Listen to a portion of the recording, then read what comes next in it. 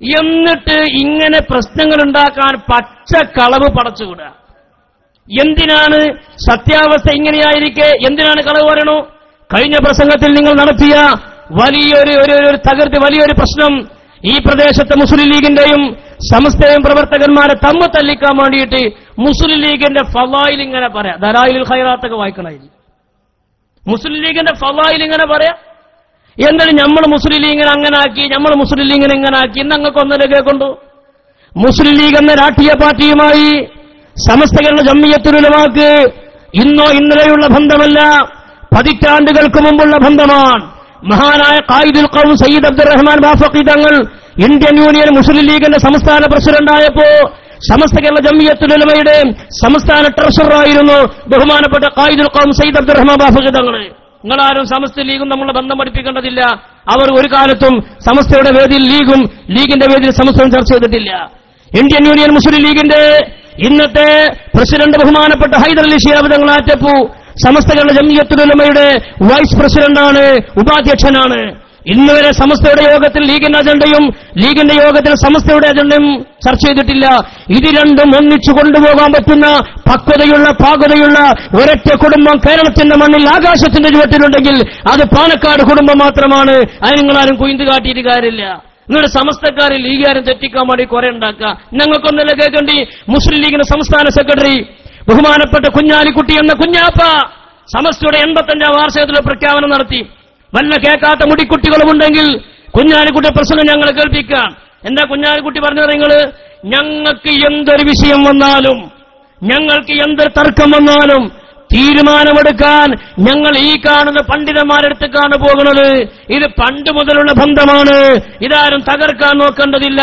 ഞങ്ങൾ സമസ്തയുടെ ആലിമീങ്ങളോട് കൂടി ആലോചിക്കാതെയല്ലാതെ ഒന്നും ഞങ്ങൾ തീരുമാനിക്കാറില്ല. ഞങ്ങൾക്ക് നിങ്ങളെ ഓസാരം ആവശ്യമില്ല. കുഞ്ഞാലിക്കുട്ടി പറയട്ടെ. മുന്നണി പോരാളികൾ മാറും, പക്ഷേ ലീഡർഷിപ്പ് ഒന്നായിരിക്കും. അത് ബഹുമാന്യരായ പാണക്കാട് തങ്ങന്മാർ, അതുപോലെ തന്നെ മുമ്പുപോയ നേതാക്കന്മാർ, അവർക്ക് അവരുടെ കൂട്ടായ്മ സൃഷ്ടിക്കപ്പെടുന്ന ഈ ഇരിക്കുന്ന പണ്ഡിതന്മാരിൽ നിന്നാണ്. അതുകൊണ്ട് ആധികാരികമായ അഭിപ്രായം എന്തിനെക്കുറിച്ച് വേണമെങ്കിലും ഞങ്ങൾ തിരിയും ഈ ഇരിക്കുന്ന പണ്ഡിതന്മാരിലേക്ക് സമസ്ത കേരള ജംഇയ്യത്തുൽ ഉലമ. ഇന്ത്യൻ യൂണിയൻ മുസ്ലിം ലീഗിന്റെ സെക്രട്ടറി കുഞ്ഞാലിക്കുട്ടി അവർ ഞങ്ങളാരും കായ് കൊടുത്ത് പറയിപ്പിച്ചതല്ല. ഞങ്ങൾക്ക് എന്ത് വിഷയത്തിന് തീരുമാനമുണ്ടാകണമെങ്കിൽ ഈ കാണുന്ന സമസ്തയുടെ പണ്ഡിതന്മാരിലേക്ക് ഞങ്ങൾ തിരിയ. ഇതൊക്കെ പോലെ മനസ്സിന്റെ ഉള്ളിലുള്ളതെന്ന് പറയുമ്പോ ഇതെങ്ങനെയെങ്കിലും തെറ്റിക്കണം എന്നാണ്. പൊന്നുമക്കളെ ദുന്യാവിലത് നടക്കൂല. സമസ്തയുടെ പ്രവർത്തകന്മാർ മുഴുവൻ മുസ്ലിം ലീഗിന്റെ ആളുകളല്ല.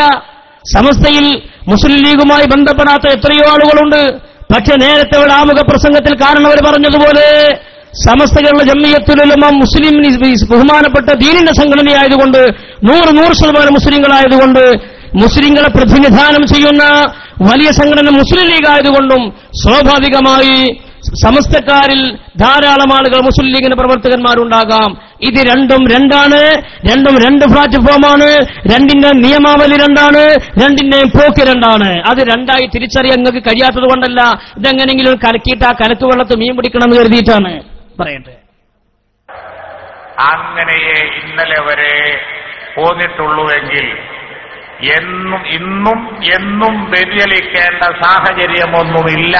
വ്യതിചലിക്കുന്ന പ്രശ്നവുമില്ല. ഈ പ്രസംഗം ഇവിടുത്തെ മുടിക്കുട്ടികൾക്ക് വേണ്ടി സമർപ്പിക്കുകയാണ്. ഇന്ന് വരെ അങ്ങനെ ഉണ്ടായിട്ടുള്ളൂ. സമസ്തി മുസ്ലിം ലീഗുകാർ ബന്ധമുണ്ട്. ഇപ്പോൾ അങ്ങനെ തന്നെയാണ്. ഇനി ഇതിൽ വ്യതിചലിക്കുന്ന പ്രശ്നമില്ല. ഇനി ഇതിന് സനദിന്റെ ആവശ്യമൊന്നുമില്ല. മുത്തസിലായ സനതാണ് ഈ പറയുന്നത്. ഇതിന് മേലൊരാൾ പറയാനല്ലോ. രാജ്യത്ത് പല പ്രശ്നങ്ങൾ വന്നും പോയി ഒക്കെ വിവാദങ്ങൾ വന്നും പോയി ഒക്കെ ഇരിക്കും. ഇവിടെ മാപ്പൂസ്ലിയാർ പറഞ്ഞ ഒരു ഘട്ടം വന്നു. ഒരു കോടതി വിധി രാജ്യത്തെ ഇസ്ലാമിക വിശ്വാസം തന്നെ നിലനിർത്താൻ സാധിക്കാത്ത വിധം നിയമം മാറുന്നതായ ഒരു ഘട്ടം വന്നു. അന്ന് അല്പസ്വല്പം അഭിപ്രായ വ്യത്യാസമുള്ളവരുമായാണെങ്കിലും വേദി പങ്കിടണം എന്ന് ശംസുൽ ഉലമ തീരുമാനിച്ചു. അങ്ങനെയുള്ള ഒരു ഘട്ടത്തിൽ അങ്ങനെയുള്ള പൊതുപ്രവർത്തനത്തിൽ ഇരിക്കുന്ന പണ്ഡിതന്മാരും നേതാക്കന്മാരും തന്ന സ്വാതന്ത്ര്യം അതാണ്. എന്താ കുഞ്ഞാപ്പ പറഞ്ഞത്? പണ്ട് ശംസുൽ ഉലമ ദീന് സംരക്ഷിക്കാൻ വേണ്ടി യോജിച്ചു പോകാത്തവരുമായി വേദി പങ്കിടേണ്ടി വന്നപ്പോൾ വേദി പങ്കിട്ടു. മൂപ്പർക്ക് തിരിഞ്ഞു, ഇറ്റെങ്കിലും തിരിഞ്ഞില്ല. ഇറ്റക്ക് തിരിഞ്ഞില്ല. ഇനി തിരിഞ്ഞിട്ടാണോ ഞാൻ തിരിഞ്ഞിട്ടും തിരിയാത്ത പോലെ അഭിനയിക്കുകയാണോ നമുക്കറിയില്ല. ഞാൻ കൂടുതൽ വിശദീകരിക്കുന്നില്ല. പിന്നെ ഇവിടെ പറഞ്ഞ മറ്റേ വിഷയം എന്താ? ഞങ്ങൾ പാണക്കാട്ട് തങ്ങന്മാരൊന്നും പറഞ്ഞിട്ടില്ല. എന്നിട്ട് പാങ്ങണക്കാട് തങ്ങന്മാരെ ഫളായിൽ ഇങ്ങനെ പറയാം. നിങ്ങൾ പറഞ്ഞമാര് അള്ളാന്റെ ദുനിയാവിൽ ഈ കുടുംബത്തെ ഇത്ര വേദനിപ്പിച്ച വിഭാഗക്കാർ നിങ്ങളല്ലാതെ രണ്ടാമതെന്ന് പറയാണ്ടവിടെ. പാണക്കാട് കുടുംബത്തെ കാന്തപുരം അദ്ദേഹത്തിന്റെ അനുയായികൾ വേദനിപ്പിച്ചതുപോലെ കേരളത്തിന്റെ മണ്ണിൽ മറ്റൊരു സംഘടനക്കാർ വേദനിപ്പിച്ചിട്ടില്ല. RSSകാരും BJPക്കാരും ശിവസേനക്കാരും ബജറംഗ് ദളുകാരും CPMകാരനും CPIക്കാരനും കോൺഗ്രസ് A മുതൽ Z വരെയുള്ള സംഘടനയും പാണക്കാട് കുടുംബത്തെ ഇങ്ങനെ പറഞ്ഞിട്ടില്ല, വേദനിപ്പിച്ചിട്ടില്ല. നിങ്ങളെ മാതിരി. എന്നിട്ട് ഇവിടെ നിന്നിട്ട് പാട്ടുകാട് ഞങ്ങളോലൊന്നും പറഞ്ഞിട്ടില്ല.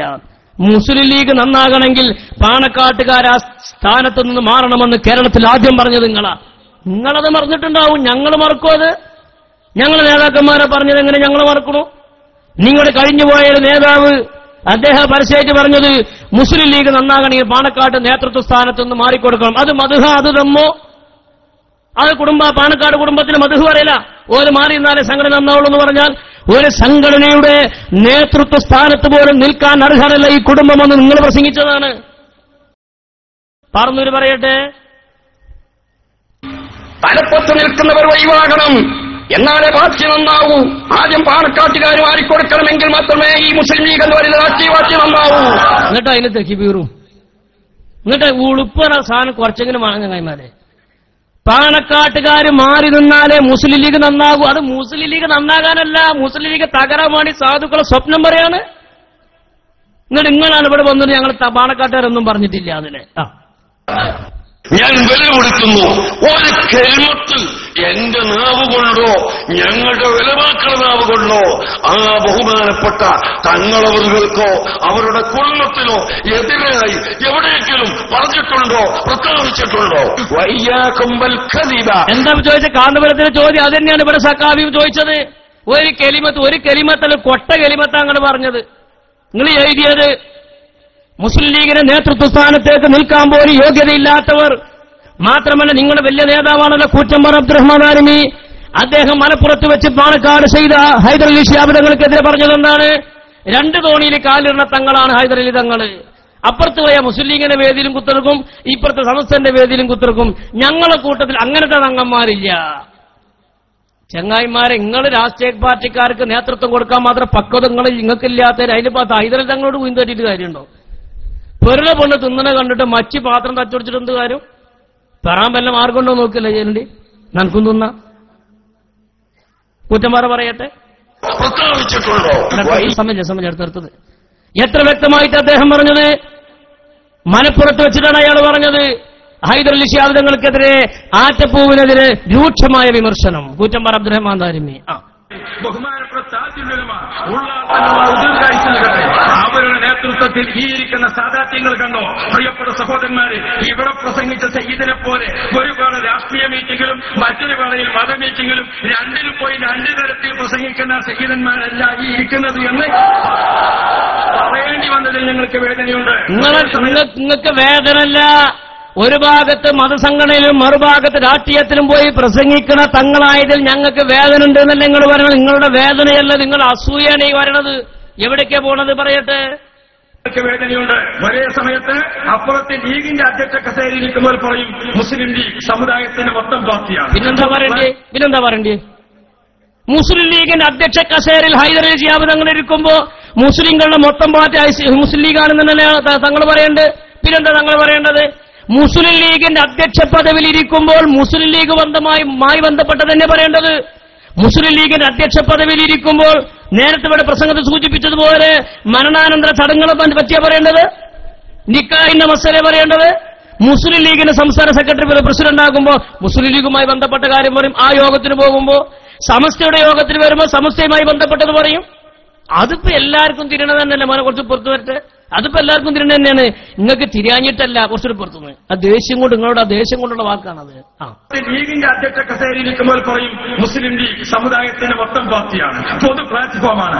അവിടെ നിന്ന് ഇറങ്ങിയിട്ട് ചേളാരിയിലെത്തുമ്പോഴേക്ക് ആ പ്രസംഗിച്ചൊക്കെ മറക്കുന്ന തങ്ങളെ അങ്ങനത്തെ തങ്ങന്മാരെന്തായി ഇരിക്കുന്നത് എന്ന് മലപ്പുറത്ത് പറയേണ്ടി വന്നതിൽ നിങ്ങൾക്ക് വേദനയുണ്ട്. ഈ നിലയ്ക്ക് ഈ കുടുംബത്തിനെതിരെ സംസാരിക്കാൻ അവസരം കിട്ടുമ്പോഴൊക്കെ നിങ്ങൾ രൂക്ഷ വിമർശനം നടത്തിയിട്ടുണ്ട്. എന്നിട്ട് ഇവിടെ വന്ന കാക്കനല്ല താത്തനാട് സഖാവി പറയാണ് ഞങ്ങളൊരു കെളിമത്തും പറഞ്ഞിട്ടില്ല.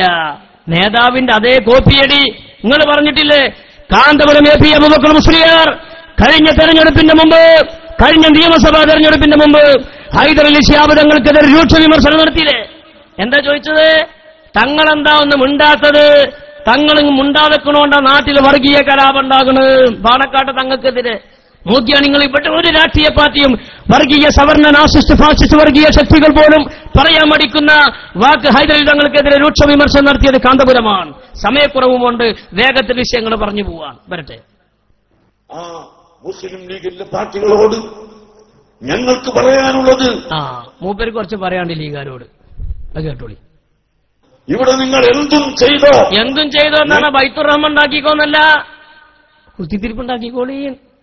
എന്തും ചെയ്തോ, ഞങ്ങൾ നിങ്ങളെ സഹായിക്കും, ഞങ്ങൾ മറ്റാരെയും സഹായിക്കുകയില്ല എന്ന കരാറുണ്ടാക്കി എഴുതിക്കൊടുത്തതിന്റെ ഫലമാണോ ഇപ്പോൾ മഞ്ചേരിയിലും അതുപോലെ മണ്ണാർക്കാട്ടും കണ്ണൂരിലുമൊക്കെ നടന്നത് എന്ന് ഞാൻ ചോദിക്കാൻ ആഗ്രഹിക്കുന്നു. മഞ്ചേരിയിലും മണ്ണാർക്കാടും കണ്ണൂരും നടന്ന കൊലപാതകം മുസ്ലിം ലീഗ് നടത്തിയതാണ്. ഹൈദരലി ശിഹാബ് തങ്ങൾ മൗനം ദീക്ഷിച്ചതുകൊണ്ട് നടന്നതാണെന്ന് പരസ്യമായിട്ടാണ് അയാൾ പ്രഖ്യാപിച്ചത്. മുസ്ലിം ലീഗിന്റെ പ്രവർത്തകന്മാർ കണ്ണു തുറന്നാലോചിക്കേണ്ടതാണ്. ഈ രാഷ്ട്രീയ പാർട്ടിയെ, മുസ്ലിങ്ങളുടെ മുഖ്യധാര രാഷ്ട്രീയ പാർട്ടിയെ തകർക്കാൻ വേണ്ടി മറ്റുള്ളവരിൽ അച്ചാരം വാങ്ങി മുസ്ലിം ലീഗിനെയും ലീഗിന്റെ നേതാക്കന്മാരെയും പരസ്യമായി രൂക്ഷമായി വിമർശിക്കാൻ സമയം കിട്ടുമ്പോഴൊക്കെ ഉപയോഗപ്പെടുത്തിയിട്ടുണ്ട്. അതിന്റെ ഒരു ഭാഗമാണിത്. നാട്ടിന്റെ പല ഭാഗത്ത് നടന്ന കൊലപാതകങ്ങൾ എണ്ണിയിട്ട് അതൊക്കെ മുസ്ലിം ലീഗ് ചെയ്തതാണെന്ന് പറഞ്ഞാൽ എത്ര കടുത്ത ആരോപണമാണത് പറയട്ടെ. അക്രമസ്ഥലത്ത് പോകാനോ അക്രമങ്ങളെ അപലപിക്കാനോ ലീഗ് നേതാക്കൾ ഇതുവരെ തയ്യാറായിട്ടില്ല. EK സമസ്ത നേതാവ് കൂടിയായ പാണക്കാട് ഹൈദരലി ശിഹാബ് തങ്ങൾ വിചാരിച്ചാലേ അക്രമം അവസാനിക്കൂ.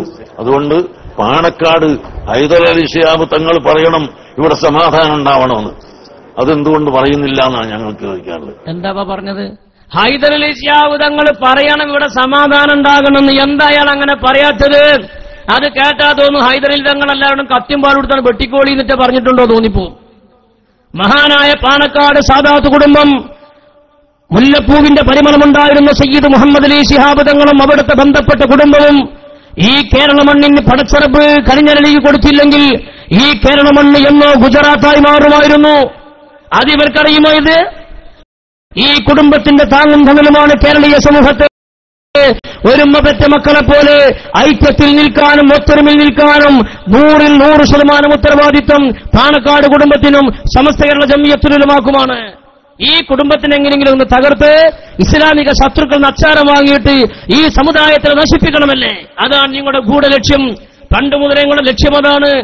എന്നിട്ട് സമാധാനത്തിന് വേണ്ടി, സൗഹാർദ്ദത്തിന് വേണ്ടി പാട്ടുപാടി നടക്കുന്ന, അതിനുവേണ്ടി പ്രവർത്തിക്കുന്ന, അതിനുവേണ്ടി വേദികൾ ഉപയോഗപ്പെടുത്തുന്ന, അതിനുവേണ്ടി പാണക്കാട് തറവാട് പോലും ഉപയോഗപ്പെടുത്തുന്ന ഹൈദരലി ശിഹാബ് തങ്ങളെ സമാധാനത്തിന് പാട്ട് പഠിപ്പിക്കാൻ കാതുവരെ വളർന്നിട്ടില്ല എന്നാണ് ഈ സമയത്ത് ഞങ്ങൾക്ക് പറയാനുള്ളത്.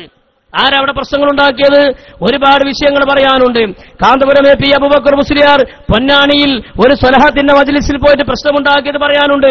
ഞാനിപ്പോൾ അതിലേക്ക് കടക്കുന്നില്ല. ഇത് അവസാനത്തെ പരിപാടി ആണെന്നൊന്നും ഞാൻ പറയുന്നില്ല. വീണ്ടും പറയേണ്ടി വരും. അപ്പൊ നമുക്ക് കണക്ക് തീർത്തപ്പോ പറയാം. ഞാനിപ്പോ കൂടുതൽ വിശദീകരിക്കുന്നില്ല. എന്നിട്ട് പാണക്കാട് കുടുംബത്തിന്റെ ഫളായിൽ പറയാ നമ്മളൊക്കെ ഓരെ എതിർക്കണവരാണ്. നോക്കി നിങ്ങൾ, പാണക്കാട് കുടുംബത്തെ കാളിയാകാൻ പറ്റൂല എന്ന് ഇവിടെ മലയാളത്തിൽ എഴുതിയത് മുജാഹിദല്ല, ജമാഅത്തുകാരല്ല, നിങ്ങൾ എഴുതിയതാണെന്ന് നോക്കി. നിങ്ങളിറക്കിയ നിങ്ങളുടെ മാസികയാണത് സെൻസിങ്. ആ സെൻസിങ് മാസികൾ ശിഹാബ് തങ്ങളെ ഫോട്ടോ കൊടുത്തു. നിങ്ങൾ ഫോട്ടോ കൊടുത്തിട്ട് എന്താ എഴുതിയത്? എന്താ നിങ്ങൾ എഴുതിയത്? വായിച്ചു നോക്കി. ശിഹാബ് തങ്ങൾ ഖാളി സ്ഥാനത്തെ അപമാനിക്കരുത്. ശിഹാബ് തങ്ങൾ ഖാളി സ്ഥാനത്തെ അപമാനിക്കരുത്.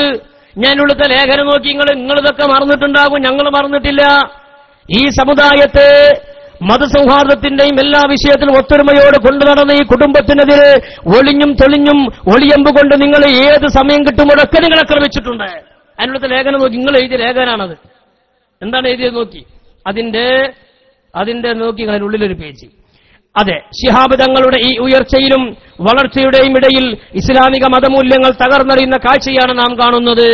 ശിഹാബ് തങ്ങൾ വളരുന്നതിനനുസരിച്ച് ഉയരുന്നതിനനുസരിച്ച് ഇസ്ലാമിക മതമൂല്യങ്ങൾ തകർന്നടിയുന്ന കാഴ്ചയാണ് നാം കാണുന്നത്. 200 ചില്ലാനം മഹല്ലയുടെ ഖാളിയെന്ന് അവകാശപ്പെടുന്ന ഒരു വ്യക്തി ഇത്തരത്തിൽ ഇസ്ലാമിക മൂല്യങ്ങൾ ചവിട്ടിമതിക്കുന്നത് കണ്ടില്ലെന്ന് നടിക്കുന്നു എന്ന് മാത്രമല്ല, അതിന് കൂട്ടുനിൽക്കുകയും ചെയ്യുന്നു എന്നത് എത്രമാത്രം ഖേദകരമാണ്. ശിഹാബ് തങ്ങൾ വളരുന്നതിനനുസരിച്ച് ഇസ്ലാമിക മതമൂല്യങ്ങൾ തകർന്നടിഞ്ഞു പോകുന്നു എന്ന് നിങ്ങളുടെ പ്രസിദ്ധീകരണത്തിൽ നിങ്ങൾ എഴുതിയതാണത്. നിങ്ങൾ ഒരു കാലത്തും ഈ കുടുംബത്തിന് സമാധാനം കൊടുത്തിട്ടില്ല, എന്നും ഈ സമുദായത്തിന്റെ തകർച്ചയ്ക്ക് വേണ്ടി പ്രവർത്തിച്ചവരാണ്. മാത്രമല്ല, ഈ കുടുംബം നേതൃത്വം നൽകുന്ന ഇന്ത്യൻ യൂണിയൻ മുസ്ലിം ലീഗിനെതിരെ നിങ്ങൾ എഴുതിയതെന്താ? നമ്മൾ പറഞ്ഞിട്ടില്ല. നോക്കി നിങ്ങൾ, മുസ്ലിം ലീഗുകാർ ഹറാമിന്റെ ഹോൾസെയിൽ കച്ചവടക്കാർ, നിങ്ങൾ എഴുതിയതാണത്. നോക്കി നിങ്ങൾ, മോനെ താഴേക്ക് വരട്ടെ. ഹറാമിന്റെ ഹോൾസെയിൽ കച്ചവടം നടത്തുന്ന ലീഗുകാർ, നിങ്ങൾ മറന്നിട്ടുണ്ടാവും, നിങ്ങൾ എഴുതിയതാണത്.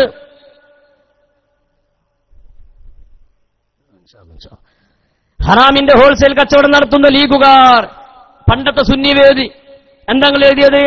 അധികാരത്തിന് വേണ്ടിയും പണത്തിന് വേണ്ടിയും ഏത് തെമ്മാടിത്തരവും ചെയ്യാൻ മടിക്കാത്ത മുസ്ലിം ലീഗുകാർ ഇസ്ലാം ഹറാമാക്കിയ കാര്യങ്ങൾ മുഴുക്കയും സമുദായ സേവനമെന്ന പേരിൽ ഇവിടെ നടത്തിക്കൊണ്ടിരിക്കുകയാണ്. ദീനിന്റെ നിയമങ്ങൾ ലീഗിനെതിരാണെങ്കിൽ ദീനീ നിയമങ്ങൾ ചവറ്റുകൊട്ടയിലേക്കും ലീഗിന്റെ നിയമങ്ങൾ ജനങ്ങളിൽ അടിച്ചേൽപ്പിക്കുകയുമാണ് പതിവ്. ലീഗിനെതിരെ നിങ്ങൾ എഴുതിയതാണത്. മുസ്ലിം ലീഗുകാർ പ്രത്യേകം മനസ്സിലാക്കാൻ വേണ്ടി ഓർമ്മപ്പെടുത്താം. നാളുകൾ കഴിയുന്തോറും താഴെ ലീഗ് നേതൃത്വം കൂടുതൽ ഹറാമായ കാര്യങ്ങളിൽ ഏർപ്പെട്ട് ദീനീ വിരുദ്ധ പ്രവർത്തനത്തിൽ കാര്യങ്ങളിൽ മാത്രമേ മുസ്ലിം ലീഗിന് നിലനിൽക്കാൻ കഴിയൂ എന്ന ഒരു സ്ഥിതിവിശേഷമാണ് ഇന്നുള്ളത്. വേണമെങ്കിൽ ഹറാമിന്റെ ഹോൾസെയിൽ കച്ചവടം തന്നെ മുസ്ലിം ലീഗ് നടത്തുന്നു എന്ന് പറഞ്ഞാൽ തെറ്റാവുകയില്ല. ഇങ്ങനാണ് മുസ്ലിം ലീഗിന്റെ മദ്ഹ് ഇവിടെ പാടിയത്. ഹറാമിന്റെ ഹോൾസെയിൽ കച്ചവടം നടത്തുന്ന മുസ്ലിം ലീഗുകാരെന്ന് പഴയകാലത്ത് നിങ്ങൾ എഴുതിയ ലേഖനം ഇതോട് തീർന്നോ? ഇനി നോക്കൂ നിങ്ങൾ, മുസ്ലിം ലീഗിലെ ഗുണ്ടകളെ പാണക്കാടൻ അടക്കി നിർത്തുക. അടുത്ത ലേഖനം ഇതൊക്കെ നിങ്ങൾ എഴുതിയതാണ്. മുസ്ലിം ലീഗിന്റെ ഇവിടുത്തെ കാരണവന്മാരും പ്രവർത്തകന്മാരും അവരുടെ നുണപ്രചരണത്തിൽ വഞ്ചിതരാകരുതെന്ന് എനിക്ക് പറയാനുള്ളത്. അടുത്ത വരട്ടെ മോനെ. സുന്നിവേദി പഴയ സുന്നിവേദിയാണിത്. എന്താണ് ലീഗ് ഗുണ്ട പാടൻ അടക്കി നിർത്തുക? ശ്രദ്ധിക്കും, മറക്കരുത്. എന്താ അതിലുള്ളത്? ഇസ്ലാമിന്റെ മറപിടിച്ച് സമുദായത്തെ ചൂഷണം ചെയ്ത് ഒരു പറ്റം അധികാര കൊതിയന്മാർക്ക് ജീവിക്കാനും പെണ്ണിനും കള്ളിലും കൂത്താടി സുഖിക്കാനുമുള്ള ഒരു വഴി മാത്രമാണ് മുസ്ലിം ലീഗ്. മുസ്ലിം സമുദായത്തിന് കോട്ടമെന്നല്ലാതെ എന്തെങ്കിലും ഗുണമുണ്ടാക്കിയതായി തെളിയിക്കാൻ ലീഗിൽ ആർക്കും കഴിയില്ല. ലീഗുകാരുടെ നിലനിൽപ്പിന് വേണ്ടി ഇസ്ലാമിന്റെ മുഖത്ത് കരിവാരിത്തേക്കാനും അവരുടെ പ്രവർത്തനമാണ് യഥാർത്ഥ ഇസ്ലാം എന്ന് വരുത്തി തീർക്കാനുമാണ് എന്നും അവരുടെ പതിവ്. ഇങ്ങനെ അങ്ങോട്ട് എഴുതിയിട്ട് പാണക്കാട് കുടുംബത്തിനെതിരെയും അങ്ങനെ ഈ മുസ്ലിം ലീഗ് എന്ന രാഷ്ട്രീയ പാർട്ടിക്കെതിരെയും ശക്തമായ എഴുത്തെഴുതിയത് നിങ്ങൾ ഹെഡിങ് നോക്കി, നിങ്ങൾ ലീഗിലെ ഗുണ്ടകളെ പാണക്കാടൻ അടക്കി നിർത്തുക. ഇങ്ങനൊക്കെ എഴുതിയിട്ട് പറയാണ് ഞങ്ങളൊന്നും പറഞ്ഞിട്ടില്ല, ഞങ്ങളൊന്നും അറിയില്ല രാമനാരായണ. അങ്ങനെ പറഞ്ഞ് നിങ്ങൾക്ക് നിങ്ങളുടെ മുമ്പിലുള്ള കുഞ്ഞാടുകളെ നിങ്ങൾക്ക് സന്തോഷിപ്പിക്കാൻ കഴിയും. സുബ്ഹാനല്ലാഹ്, തീർന്നിട്ടില്ല. ഇങ്ങനെയൊക്കെ ഈ കുടുംബത്തിനെതിരെ പറയുകയും ഇങ്ങനെയൊക്കെ ഈ കുടുംബത്തിനെതിരെ സമയം കിട്ടുമ്പോഴൊക്കെ വിമർശിക്കുകയും ചെയ്തിട്ട് ഇപ്പൊ പറയാണ് പാണക്കാട് തങ്ങന്മാർക്ക് വലിയ ബഹുമാനമുണ്ട്, നമ്മൾ മറക്കരുത് കേട്ടോ. പേരോടുസ്താദിന്റെ ഫത്വ വരട്ടെ. അല്ലാഹുവിന്റെ റസൂലിന്റെ കുടുംബത്തിന് വലിയ ബഹുമാനമാണ്. അത് പാണക്കാട് തങ്ങൾക്കുമുണ്ട്, ഉള്ളാൾ തങ്ങൾക്കുമുണ്ട്, ഏത് സയ്യിദന്മാർക്കൊക്കെയും ബഹുമാനമുണ്ട്. ശരി, ആ ബഹുമാനത്തിന്റെ മാർഗാണ് തങ്ങളെ കാലിയാകാൻ പറ്റൂല. അത് ബഹുമാനത്തുനിന്നുണ്ടാണ് ഒരു വർത്താനാണ്. ആ തങ്ങള് ഹറാമിന്റെ ഹോൾസെയിൽ കച്ചവടം നടത്തുന്ന ലീഗിന് നേതൃത്വം കൊടുക്കുന്ന ആളാണ്. അത് ഫളായിലിന്റെ മറ്റൊരു ശ്രേഷ്ഠതയാണ്.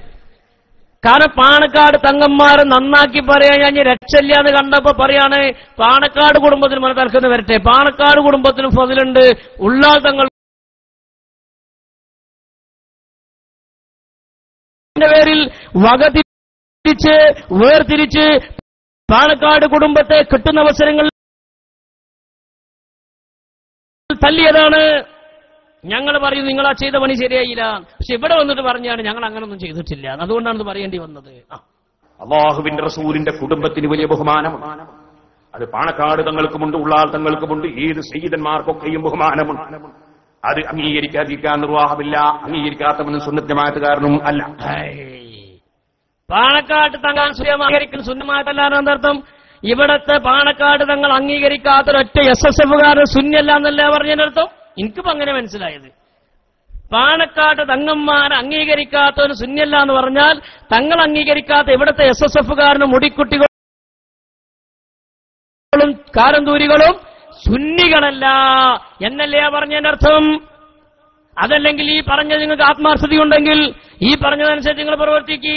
ഇങ്ങനൊക്കെ കുടുംബത്തിനെതിരെ എഴുതി, ഇങ്ങനൊക്കെ കുടുംബത്തിനെതിരെ പറഞ്ഞ്, ഇങ്ങനെ രാഷ്ട്രീയ തങ്ങളാണ്, രണ്ടു കാലിൽ തോണിയിൽ കാലിടുന്ന തങ്ങന്മാരാണ്, മാത്രമല്ല മുസ്ലിം ലീഗിന്റെ പ്രസിഡന്റ് നേതൃസ്ഥാനത്ത് നിൽക്കാനും വരെ പറ്റൂല, കാളിയാകാനും പറ്റൂല എന്നൊക്കെ പറഞ്ഞിട്ട് ഉളുപ്പുണ്ടോ? മഹാനെ പാണക്കാട് സയ്യിദ് മുഹമ്മദ് അലി ശിഹാബ് തങ്ങളുടെ അടുത്ത് നിങ്ങളൊരു കാര്യം സാധിക്കാൻ വേണ്ടി നിങ്ങൾ പോയില്ലേ? ഉളുപ്പുണ്ടെങ്കിൽ നിങ്ങൾക്ക് പോകാൻ പാടില്ല. നിങ്ങൾ എന്റെ സംഭവം നിങ്ങൾ ഈ പ്രസംഗിച്ച കുളിയുണ്ട്, അയാളുടെ സ്ഥാപനമുണ്ട് കുറ്റ്യാടിയിൽ സിറാജുൽ ഹുദ എന്ന സ്ഥാപനം. ആ സ്ഥാപനത്തിലേക്ക് അബൂദാബിയിലെ ഒരു അറബി 7 ലക്ഷം ഉറുപ്പ്യ കൊടുക്കാന്ന് പറഞ്ഞു. ഉറുപ്പ്യ എന്ന് കേട്ടാൽ ഏത് മരിച്ചിട്ട് ഇങ്ങനെ ചാടി നീച്ചു. ഏപിക്കാർ മരിച്ചിക്കണോ ഇല്ലാന്ന് തെളിയിക്കും. അബുദാബിയിലെ 7 ലക്ഷം കേട്ടപ്പോൾ പേരോട് എന്ത് ചെയ്തു നിങ്ങള്? അയാളെ കമ്മിറ്റിപ്പെട്ട ആചാര്യം കൂട്ടി അബുദാബിക്ക് അടുത്ത ഫ്ലൈറ്റിന് കയറി. അബുദാബിയിൽ ചെന്നിട്ട് അറബിയെ കണ്ടു. അറബിനോട് പറഞ്ഞു, ഞങ്ങൾ ഇങ്ങനെ നമ്മുടെ സ്ഥാപനത്തിൽ നിങ്ങൾ 7 ലക്ഷം ഉറുപ്പ്യ തരാമെന്ന് പറഞ്ഞിട്ട് വന്നതാണ്, അത് വാങ്ങാൻ വന്നതാണ്. അപ്പൊ നിങ്ങൾ കേരളത്തിൽ നിന്നല്ലേ? അതേ കേരളത്തിൽ നിന്നാണ്. നിങ്ങളെ കയ്യിൽ ശിഹാബിതങ്ങൾ എഴുത്തുണ്ടോ ചോദിച്ചു. ഇളിഞ്ഞുകൊണ്ട് പോകുന്നു. ഇവരെ വിചാരം എന്താണ്? നിങ്ങൾ ശിഹാബിതങ്ങൾ ആരും അറിയില്ല എന്നാ. ഇളിഞ്ഞുകൊണ്ട് പോകുന്നത് ഞാൻ പറയില്ല, മൂപ്പരനെ പറയും. ഞാൻ പറയുമ്പോഴല്ലേ മോശമുള്ളൂ. അങ്ങനെ ഇവര് പാണക്കാട്ട് പോയി തങ്ങളടുത്തേക്ക് പൊന്നു തങ്ങളെ എഴുത്ത് തരണം, 7 ലക്ഷം പോവാണ്. തങ്ങളല്ല ആർക്കും കിട്ടണം, മുടക്കിയ പരിചയം ഒൽക്കില്ലല്ലോ. എഴുത്ത് കൊടുത്തു, കായും കിട്ടി. അയാൾ എന്നെ പറയട്ടെ. ബഹുമാനപ്പെട്ട സയ്യിദ് മുഹമ്മദ് അലി ശിഹാബ് തങ്ങൾ അല്ലാഹു അവിടുത്തെ ദർജ വർദ്ധിപ്പിക്കും. നിങ്ങൾ ദ്വാരക്കണ്ട. ശിഹാബ് തങ്ങൾ വലിയ ദർജയിലാണ്. തങ്ങളെ ദർജക്ക് നിങ്ങൾ ദ്വാരക്കണ്ട. നിങ്ങളിപ്പോ എഴുതിയത് നമ്മൾ വായിച്ചോലോ അല്ലെ? ഈ തങ്ങളെ കാളിയാകാൻ പറ്റൂല, നിങ്ങൾ എഴുതിയതാണിത്. തങ്ങൾ വളർന്ന ദീന് തകർന്ന് നിങ്ങൾ എഴുതിയ ലേഖനാണിത്.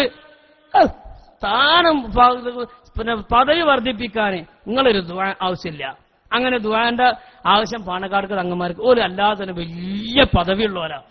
മനസ്സിലായില്ലേ? എന്നിട്ട് ഈ സിറാജുൽ ഹുദ എന്ന സ്ഥാപനത്തിൽ 10-15 വർഷങ്ങൾക്ക് മുമ്പ് സംഘടനാപരമായി കുറച്ചൊക്കെ അകന്നു നിൽക്കുന്ന സമയത്ത്, സംഘടനാപരമായി യോജിപ്പിക്കാൻ നിൽക്കുന്ന നേരത്തും അല്ല, അകന്നു നിൽക്കുന്ന നേരത്താ പോയത്. ഒരു നിലങ്ങ് കൊടുക്കാൻ പാടില്ല.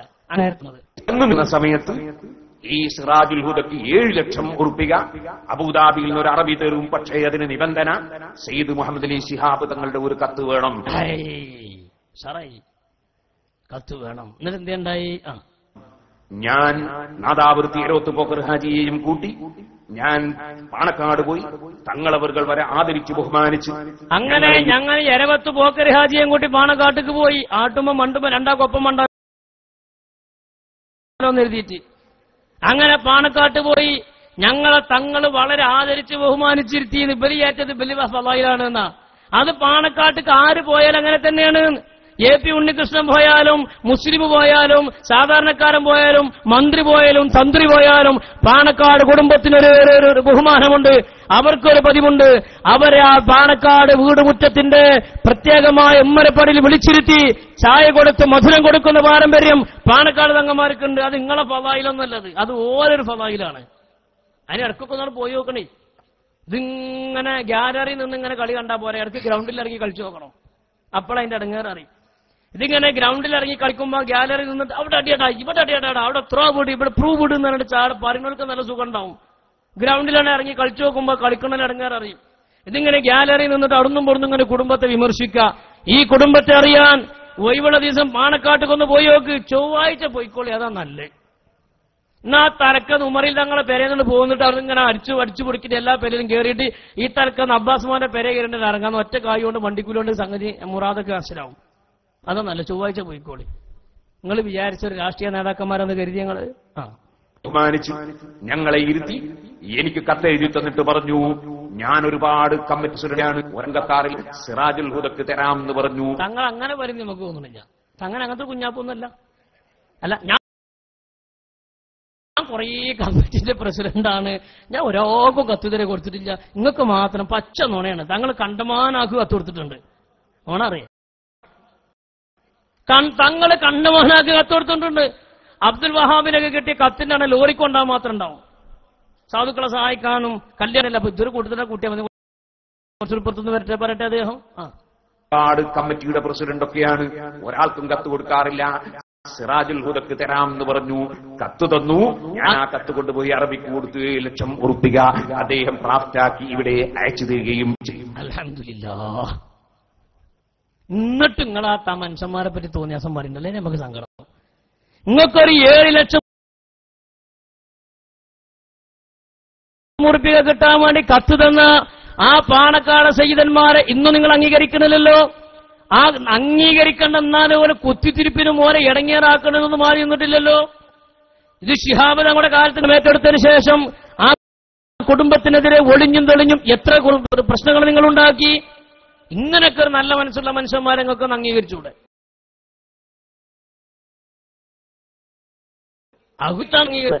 ഈ നിലയ്ക്ക് കുടുംബത്തിനെ വിമർശിച്ചത് ഇവിടെ വന്നിട്ട് പറയാ ഞങ്ങൾ ഹർഫും ആ കുടുംബത്തിനെതിരെ പറഞ്ഞിട്ടില്ല, അതുകൊണ്ടാണ് ഇതൊക്കെ ഇവിടെ പറയേണ്ടി വന്നത്. അതുപോലെ തന്നെ ഇസ്ലാമത വിദ്യാഭ്യാസ ബോർഡിനെതിരെ രൂക്ഷമായ വിമർശനം. സുബ്ഹാനല്ലാഹ്, എങ്ങനെ കാക്കനാട് സഖാഫി വിമർശിക്കാതിരിക്കുക? നേതൃത്വം ആ നിലക്കല്ലേ പഠിപ്പിക്കുന്നത്. 1951-52 കാലഘട്ടങ്ങളിൽ ഖായിദുൽ ഖൗം സയ്യിദ് അബ്ദുറഹ്മാൻ ബാഫഖി തങ്ങളുടെ ഏറ്റവും വലിയ ബുദ്ധിയിലുദിച്ചൊരാശയമാണ് ഇസ്ലാമത വിദ്യാഭ്യാസ ബോർഡ്. ആ ഒരിലാണ് ഈ പ്രസംഗിക്കുന്ന ആളുകൾ അടക്കം അലിഫും ബാവും പഠിച്ചതും ഫാത്തിഹ പഠിച്ചതും യാസീൻ പഠിച്ചതും ബാങ്കും ഇഖാമത്തും നിസ്കാര ഷർത്തും ഫർളും ഒക്കെ പഠിച്ചത് അവിടുന്നാണ്. എന്നിട്ട് ഇവര് പറയാണ് ഇസ്ലാമത വിദ്യാഭ്യാസ ബോർഡിന് ഖുർആനും ദീനൊന്നും പഠിപ്പിക്കാനുള്ളതല്ല, അത് രാഷ്ട്രീയക്കാരെ ജയിപ്പിക്കാനും തോൽപ്പിക്കാനൊക്കെ തീരുമാനിക്കാനുള്ള ഒരു സംഘടനയാണ്. നോക്കിയാണ് നിങ്ങൾ എന്തിനാണ് ഈ കളവ് പറയണത്? നമ്മളൊക്കെ ഇസ്ലാമത വിദ്യാഭ്യാസ ബോർഡിന്റെ മദ്രസയിൽ പഠിച്ചിട്ടില്ല എത്ര കാലമായി? ഈ കാലം വരെയുള്ള ചരിത്രത്തിൽ അങ്ങനെ ഒന്ന് നമ്മൾ കേട്ടിട്ടുണ്ടോ? ഇസ്ലാമത വിദ്യാഭ്യാസ ബോർഡ് ഏത് കാലത്ത് അങ്ങനെ തീരുമാനം ഉണ്ടായത്? പേരോട് പറയട്ടെ. വിദ്യാഭ്യാസ ബോർഡ് ഇവരുടെ ബോർഡ് ഇവിടെ ലീഗ് മന്ത്രിമാരെയും ലീഗിന്റെ MLA-മാരെയും പരാജയത്തോളം എന്ന് പ്രഖ്യാപിക്കാനും അത് തീരുമാനിക്കാനും പ്രമേയം അവതരിപ്പിക്കാനുമുള്ളതാണ്. എന്നാണ് അങ്ങനത്തെ ഒരു പ്രമേയം പാസാക്കിയത്? നുണ പറയേ. ഈ കാലത്തിന്റെ ഉള്ളിൽ ഇന്ത്യൻ യൂണിയൻ മുസ്ലിം ലീഗിന് അനുകൂലമോ പ്രതികൂലമോ, ഏതെങ്കിലും ഒരു പാർട്ടിക്ക് അനുകൂലമോ പ്രതികൂലമോ ആയ നിലക്ക് ഞങ്ങൾ പാസ്സാക്കിയ ഡേറ്റ് പറ. അതിനിടയ്ക്കൊരു കാര്യം, നമ്മൾ ഈ പരിപാടിക്കൊക്കെ ബമ്പിച്ച ചെലവുണ്ട്. നമ്മുടെ പ്രവർത്തകന്മാർ നിങ്ങളെ സമീപിക്കും. ഒരു മുണ്ടോ ബക്കറ്റൊക്കെ ആയിട്ട് പോയി നിങ്ങൾ നല്ലൊരു സംഖ്യ 2 റുപ്യ 3 റുപ്യ ഒന്നും ഇടല്ലേ, നിങ്ങൾ 50, 100, 200 ഒക്കെ കൊടുക്കി. അല്ലാഹു തആല ബർക്കത്ത് ചെയ്യുമാറാകട്ടെ. ഇതിന് വലിയ ഒരു ബാധ്യത ഉണ്ടാകും. ചെറിയ പിക്കാരൊക്കെ അവിടെ പരിസരത്ത് നിങ്ങളും കൊടുക്കി. കാരണം നിങ്ങൾ കേൾക്കാൻ വേണ്ടിയിട്ടാണ് ഈ പരിപാടി സംഘടിപ്പിച്ച്. ഞങ്ങൾ കുട്ടികൾക്കിന്റെ ആവശ്യമില്ല. അതുകൊണ്ട് നിങ്ങൾ നല്ലോണം കൊടുക്കി. അതുകൊണ്ട് 100, 50, 200 ഒക്കെ ഇതെല്ലാവരും കൊടുക്കണം. വലിയ ബാധ്യത ഇതിന് വേണ്ടിയുണ്ട്. 0-യിൽ നിന്നാണ് നമ്മുടെ പ്രവർത്തകന്മാർ ഈ പരിപാടി തുടങ്ങിയിട്ടുള്ളത്. ഇത് നിർബന്ധമായിട്ട് നിങ്ങൾ തുടങ്ങി എന്ന് പറയുമ്പോൾ നമ്മൾ തുടങ്ങാത്ത കാരണം എന്ന് പറയിപ്പിച്ചു കഴിഞ്ഞ പ്രസംഗത്തിൽ. അതുകൊണ്ടാണ് നമ്മൾ ഇതൊക്കെ പറയേണ്ടി വന്നിട്ടുള്ളത്. ഏതായിരിക്കട്ടെ, ഈ രൂപത്തിൽ ഇസ്ലാമത വിദ്യാഭ്യാസ ബോർഡ് രാഷ്ട്രീയം കാര്യങ്ങൾ തീരുമാനിക്കാനുള്ളതാണ്. എന്നിട്ട് പറയട്ടെ, ഞങ്ങളുടേത് മതപ്രവർത്തനമാണ്. ഞങ്ങൾക്ക് തിരിഞ്ഞ് നിങ്ങളെ മതപ്രവർത്തനത്തിന്റെ കോലം ഞാൻ വല്ലാതെ പറയണില്ല. നാട്ടുകാർക്ക് ഇപ്പൊ ഏകദേശമൊക്കെ തിരിഞ്ഞോലെ ഈ നാട്ടുകാർക്ക്. അങ്ങനെ ഓരോ നാട്ടിലാണ് ചെന്ന് നോക്കി നിങ്ങളെ മതപ്രവർത്തനത്തിന്റെ കോലം ഓരോരോ നാട്ടുകാർക്കും പള്ള നിറച്ചു പറയാനുണ്ട്. ഞാനത് വിശദീകരിക്കണില്ല. നിങ്ങളെ മതപ്രവർത്തനത്തിന്റെ കോലമാണ് നാടുകളിലൊക്കെ കണ്ടുകൊണ്ടിരിക്കുന്നത്. കരിപ്പൂരി എയർപോർട്ടിന്റെ ബാക്കിൽ ആഞ്ചിറക്കൽ ജുമാഅത്ത് പള്ളി മഹലിൽ ഒരു ദിവസത്തെ ഖുത്ബ നിന്ന് നിങ്ങളെ മതപ്രവർത്തനാണത്. പള്ളിക്കൽ ബസാറിന്റെ പള്ളി അടച്ചുപൂട്ടി, പോലീസിന്റെ അകമ്പടിയിൽ ജുമാ നടന്നു, പള്ളി അടച്ചുപൂട്ടി. RSSകാരന്റെ BJPക്കാരന്റെ പ്രവർത്തനം കൊണ്ടല്ല, സുന്നത്ത് ജമാഅത്തിന് നെടുന്തൂണുകളെന്ന് അവകാശപ്പെടുന്ന കാന്തപുരത്തിന്റെ മക്കളുടെ പ്രവർത്തനം കൊണ്ട് പള്ളിക്കൽ ബസാർ ടൗൺ പള്ളി അടച്ചുപൂട്ടി. നിങ്ങളെ ദീൻ പ്രവർത്തനം പറയിപ്പിക്കണ്ട. രാമനാട്ടുകരക്കടുത്ത കക്കോബ് ജുമാഅത്ത് പള്ളി ജുമയുടെ നേരെ തടിപിടിയുണ്ടായി, ജുമാ മുടങ്ങി. അമേരിക്കത്തെ കഥല്ല ഈ പറയണത്. അരീക്കോടിനടുത്ത തച്ചണ്ണയിലെ മഅ്ദലുൽ മദ്രസ അടച്ചുപൂട്ടി. വലിയ പ്രശ്നങ്ങളുണ്ടായി. നാടിന്റെ നാനാഭാഗങ്ങളിലും നിങ്ങൾ നടത്തിയ മനുഷ്യത്വമില്ലാത്ത, കണ്ണിൽ ചോരയില്ലാത്ത പ്രവർത്തനത്തിന്റെ ഫലമായി പതിറ്റാണ്ടുകളും നൂറ്റാണ്ടുകളുമായി ഈ സമുദായം ചോര നീരാക്കിയുണ്ടാക്കിയ ദീനീ സ്ഥാപനങ്ങൾ അടച്ചുപൂട്ടാനും അതുപോലെ തന്നെ പെരുന്നാൾ പോലെ നോമ്പ് പോലെയുള്ള ഇബാദത്തുകൾ മുഴുവനും പ്രശ്നങ്ങളാക്കി മാസപ്പിറവി അടക്കമുള്ള വിഷയങ്ങളിൽ പോലും കലുഷിതമായ ഒരു സാഹചര്യം ഉണ്ടാക്കിയിട്ട് വലിയ ദീനീ പ്രവർത്തനം പറയിപ്പിക്കണ്ട. നിങ്ങളുടേത് ആരോടെല്ലാമോ ഉള്ള വിദ്വേഷം തീർക്കാനുള്ള പ്രവർത്തനമാണ്. അതുകൊണ്ട് ഞാൻ സർവ്വ മുസ്ലിമീങ്ങളോടും പറയുന്നു, മൂപ്പര് അമേരിക്കന്റെ പ്രസിഡന്റ് അല്ലേ, ലോകത്തുള്ള സർവ്വ മുസ്ലിങ്ങളോട് മൂപ്പർക്ക് പറയാനുണ്ട്. എന്താ പറയാനുള്ള നിങ്ങള് പറയട്ടെ. സമസ്ത കേരള ഇസ്ലാം മത വിദ്യാഭ്യാസ ബോർഡ് എന്ന പേരിൽ ഇവിടെ പ്രവർത്തനം നടത്തി ഈ രാജ്യത്തുള്ള മുഴുവൻ രാഷ്ട്രീയ പാർട്ടികളെയും നശിപ്പിക്കാനും അവരെ എതിർക്കാനുമുള്ള സംവിധാനങ്ങളാണ് ഇവരുടെ മദ്രസ പരിപാടികളിലൂടെ ഇവർ ആസൂത്രണം ചെയ്യുന്നതെന്നും നേരെ മറിച്ച് ദീനുൽ ഇസ്ലാം പഠിപ്പിക്കൽ ഇവരുടെ ലക്ഷ്യമല്ലെന്നും ഖുർആൻ പഠിപ്പിക്കൽ ലക്ഷ്യമല്ലെന്നും ഇവിടെ മുസ്ലിം ഉമ്മത്ത് പ്രത്യേകിച്ചും മനസ്സിലാക്കണം. അത് മുസ്ലിം ഉമ്മത്ത് മനസ്സിലാക്കിയിട്ടുണ്ട്. അതുകൊണ്ടാണ് എല്ലാ രണ്ടാം ശനിയാഴ്ചയും 10ഉം 15ഉം മദ്രസകൾ ഞങ്ങളെ കൊണ്ട് ഞങ്ങൾ നിങ്ങൾ അംഗീകരിക്കണമെന്ന് പറഞ്ഞ് കത്തുവരുന്നത്. ലോകത്തുള്ള മുഴുവൻ രാഷ്ട്രീയ പാർട്ടിക്കാരും തോൽപ്പിക്കാനുള്ള പദ്ധതിയാണ് ഞമ്മക്ക്. അപ്പൊ നമ്മൾ ചില്ലറക്കാരല്ല എന്ന് മനസ്സിലായി. നമ്മൾ ചെറിയ പാർട്ടിക്കാരൊന്നുമല്ലല്ലോ. അപ്പൊ ലോകത്തുള്ള മുഴുവൻ രാഷ്ട്രീയ പാർട്ടിക്കാരും പരാജയപ്പെടുത്താനുള്ള സംവിധാനം ഞമ്മക്കുണ്ടെന്ന് പറഞ്ഞാൽ നമ്മൾ ചില്ലറക്കാരാണോ? ഈ നിലയ്ക്ക് തരം താഴ്ന്ന ആരോപണങ്ങൾ പേരുടെ അബ്ദുറഹ്മാൻ സഖാഫി അടക്കം, കഴിഞ്ഞ പ്രസംഗത്തിൽ ഇവിടെ വന്ന സഖാഫി അടക്കം, ഈ പച്ചപ്പോയത്തും ഇവരെ എഴുതി കൊടുക്കുന്ന ഈ വിഷയങ്ങൾ ഇങ്ങനെ വന്നിട്ട് പ്രസംഗിക്കാൻ നാട്ടുകാർക്ക് അറിയില്ലേ? ഇവിടെ എത്രയോ ആളുകൾ ഈ ഗ്രൗണ്ടിൽ തടിച്ചുകൂടിയിട്ടുണ്ട്. നിങ്ങളുടെ ഏതെങ്കിലും വിദ്യാഭ്യാസ ബോർഡിന്റെ ഇസ്ലാം മത വിദ്യാഭ്യാസ ബോർഡിന്റെ പഠനകാലത്ത് ഏതെങ്കിലും കാലത്ത് ഇവിടെ രാഷ്ട്രീയക്കാർ ഇന്നലെ തോൽപ്പിക്കണം ഇന്നലെ ജയിപ്പിക്കണമെന്ന് ഏതെങ്കിലും ഒരു പാഠത്തിൽ ഏതെങ്കിലും ഉസ്താദ് പഠിപ്പിച്ചോ? ഏതെങ്കിലും പാഠത്തിൽ അത് ഉൾക്കൊള്ളിച്ചോ? അതൊന്നുമില്ല. എന്നിട്ട് ഇങ്ങനെ പച്ചയായ കളവ് പറയാം. എന്നാൽ നിങ്ങളുടെ നിലപാട് മാറ്റങ്ങളും നിങ്ങളുടെ രാഷ്ട്രീയ തീരുമാനങ്ങൾ ഞങ്ങൾക്ക് പറയാണ്ട്, ഞങ്ങളുടെ സംഘടന അങ്ങനെ രാഷ്ട്രീയ തീരുമാനമെടുത്തതിലായോ ഖിയാമ നിങ്ങൾക്ക് കാണാൻ സാധിക്കില്ല. നോക്കി, നിങ്ങൾ സ്ക്രീനിൽ നോക്കിയാൽ നിങ്ങൾക്ക് വാർത്ത കാണാം. എന്താ വാർത്ത കണ്ടങ്ങള്? മാധ്യമം പത്രമാണ്. എന്താ അതിലുള്ളത്? നിലപാട് നാളെ കാന്തപുരം പ്രഖ്യാപിക്കും SYS. നിലപാട് കാന്തപുരം വ്യക്തമാക്കും. എന്ത് നിലപാട് നിങ്ങൾ കേട്ടോളി. കോഴിക്കോട് മുസ്ലിം ലീഗിനെ എതിർത്താണ് സംഘടന ശക്തിപ്പെട്ടതെന്ന് Sunni Yuvajana Sangham general secretary C. Muhammad Faizi വാർത്താ സമ്മേളനത്തിൽ പറഞ്ഞു. കാന്തപുരം വിഭാഗത്തിന്റെ രാഷ്ട്രീയ നിലപാട് നോയിക്കോളി. കാന്തപുരം വിഭാഗത്തിന്റെ രാഷ്ട്രീയ നിലപാട് നാളെ അബൂബക്കർ മുസ്ലിയാർ സ്വപ്നനഗരിയിലെ പ്രഭാഷണത്തിൽ വ്യക്തമാക്കുമെന്നും അദ്ദേഹം പറഞ്ഞു. ആരാവിടെ രാഷ്ട്രീയ നിലപാട് സ്വീകരിച്ചത്? ഞങ്ങളാണോ? സമസ്തയുടെ ഈ നാൾ വരെയുള്ള ചരിത്രത്തിൽ ഏതെങ്കിലും രാഷ്ട്രീയ തോൽപ്പിക്കണമെന്നോ പാർട്ടിയെ ജയിപ്പിക്കണമെന്നോ ഒരു പ്രമേയം പാസാക്കിയത് ഒരാൾക്കും കാണിക്കാൻ സാധ്യമല്ല. ഒരിക്കൽ ജാമ്യയിൽ കാളമ്പാടി ഉസ്താദ് ഇങ്ങനെ ഓഫീസിലിരിക്കുന്ന സമയത്ത് ഏതൊരു തെരഞ്ഞെടുപ്പിന് കുറച്ച് പത്രക്കാർ വന്നത്രേ. വന്നുകൊണ്ട് ചോദിച്ചു, നിങ്ങൾ സമസ്തന്റെ പ്രസിഡന്റ് അല്ലേ? അതെ, ഞാൻ പ്രസിഡന്റാണ്, ദത്താനക്ക് വേണ്ടി വെച്ചു. അല്ല, നിങ്ങളിപ്പോ തെരഞ്ഞെടുപ്പിൽ പാർക്കാ പിന്തുണ അജ്ജ കൊണ്ടുപോകണ എന്റെ കുന്ത്രാമ്പ് കയറ്റി തന്നെ മണ്ടിയതാണ് അത്രേ. ഗേറ്റിന്റെ അപ്പുറത്ത് വന്നിട്ട് ചോദിച്ചാണ്, ഏതാണ് ആ കറുത്ത മൂല്യേര്? ഇത് രാഷ്ട്രീയം തീരുമാനിക്കാനുള്ളതല്ല. ഇത് ഓരോരോ തെരഞ്ഞെടുപ്പ് വരുമ്പോഴും ഇത് കുട്ടികളെ കടലൊക്കെ വറക്കാൻ വേണ്ടിയിട്ട് ചട്ടിയിൽ കടലിങ് പിന്നെ അതുപോലെ മണലോട്ടിട്ട് കാത്തു കുത്തിറക്കണ മാതിരി കാത്തിരിക്കണം. ഇഞ്ഞിപ്പാടാ വരുന്നു, ഇഞ്ഞിപ്പാടാ വരുന്നു. എന്നിട്ട് നല്ലോണം മുഖമൊക്കെ ഷെയ്പ്പാക്കിയിട്ട് നല്ല തുണി കുപ്പായ കെട്ടിട്ട് ഇങ്ങനെ കാത്തു കുത്തിറക്കാണ് രാഷ്ട്രീയക്കാരന്റെ ചാനലുകാരന്റെ മുമ്പിൽ. അത് രാഷ്ട്രീയക്കാരുടെ തരം താഴ്ന്ന പരിപാടിയാണ്. രാഷ്ട്രീയക്കാർക്കറിയാം ഇവിടെ സമസ്ത ഏതാണ്, ഇവിടെ ആരാണ് രാഷ്ട്രീയം തീരുമാനിക്കുന്നതെന്നറിയാം. ഏതായിരിക്കട്ടെ, ഒന്നിനും പറ്റാത്ത ഒരു നിലക്കും ഇസ്ലാമികം പഠിപ്പിക്കാത്ത ഖുർആനും പഠിപ്പിക്കാത്ത ഇസ്ലാം മത വിദ്യാഭ്യാസ ബോർഡിനെതിരെ നിങ്ങളൊരു ബോർഡ് ഉണ്ടാക്കിയില്ല. ഇതത്തെ എന്റെ കോലം.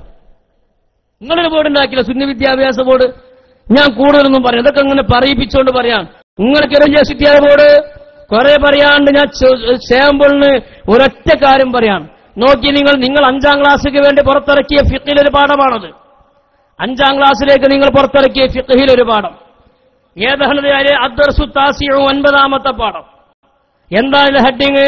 അഹ്കാമുൽ ഹൈളി വൻ നിഫാസി, ഹൈള് നിഫാസിന്റെ ഹുക്കുമുകൾ എന്ന ഹെഡിങ്ങിൽ നിങ്ങൾ ഈ ബോർഡ് പറ്റൂല എന്ന് പറഞ്ഞ് നിങ്ങൾ വേറെ ബോർഡ് ഉണ്ടാക്കിയ കോല ഞാനീ പറയണത്. ഹൈള് നിഫാസിന്റെ ഹുക്കുമുകൾ എന്തായാലുള്ളത്? യഹ്റുമു ബിൽ ഹൈളി വൻ നിഫാസി 11 അംറാ. ഹൈള് നിഫാസ് കൊണ്ട് 11 കാര്യങ്ങൾ ഹറാമാകും. എന്നാൽ ഹൈള് നിഫാസ് ഉണ്ടായ 11 കാര്യങ്ങൾ പറ്റൂല. 1 അസ്വലാത്തു, നിസ്കാരം.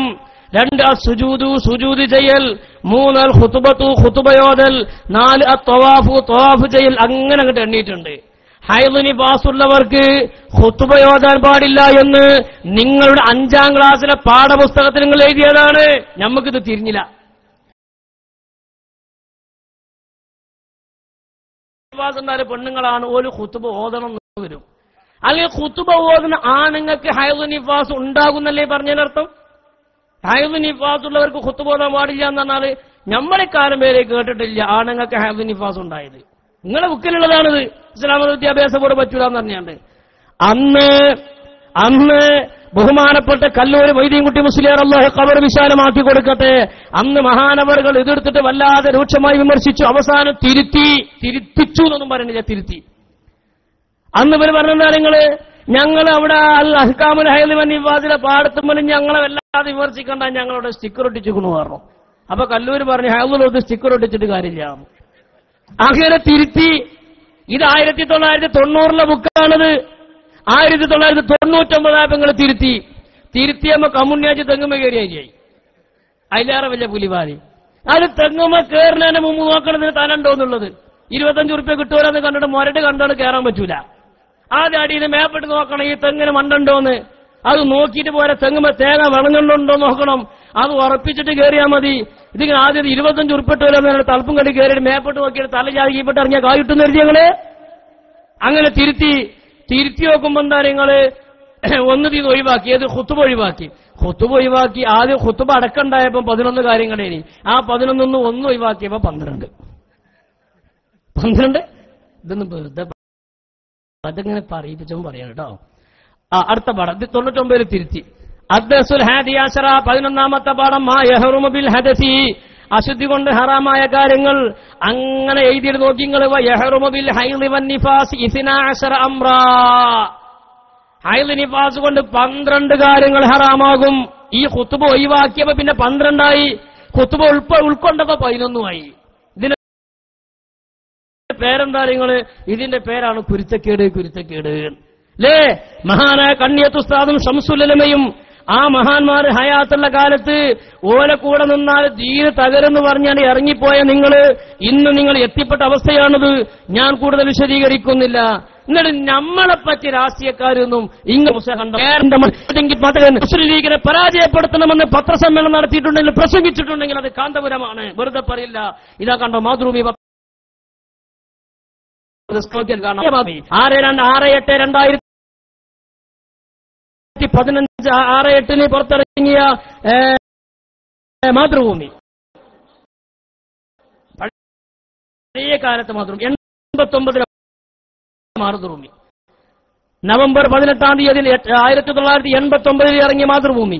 ലീഗുകാരെ തോൽപ്പിക്കണം കാന്തപുരം അല്ലേ?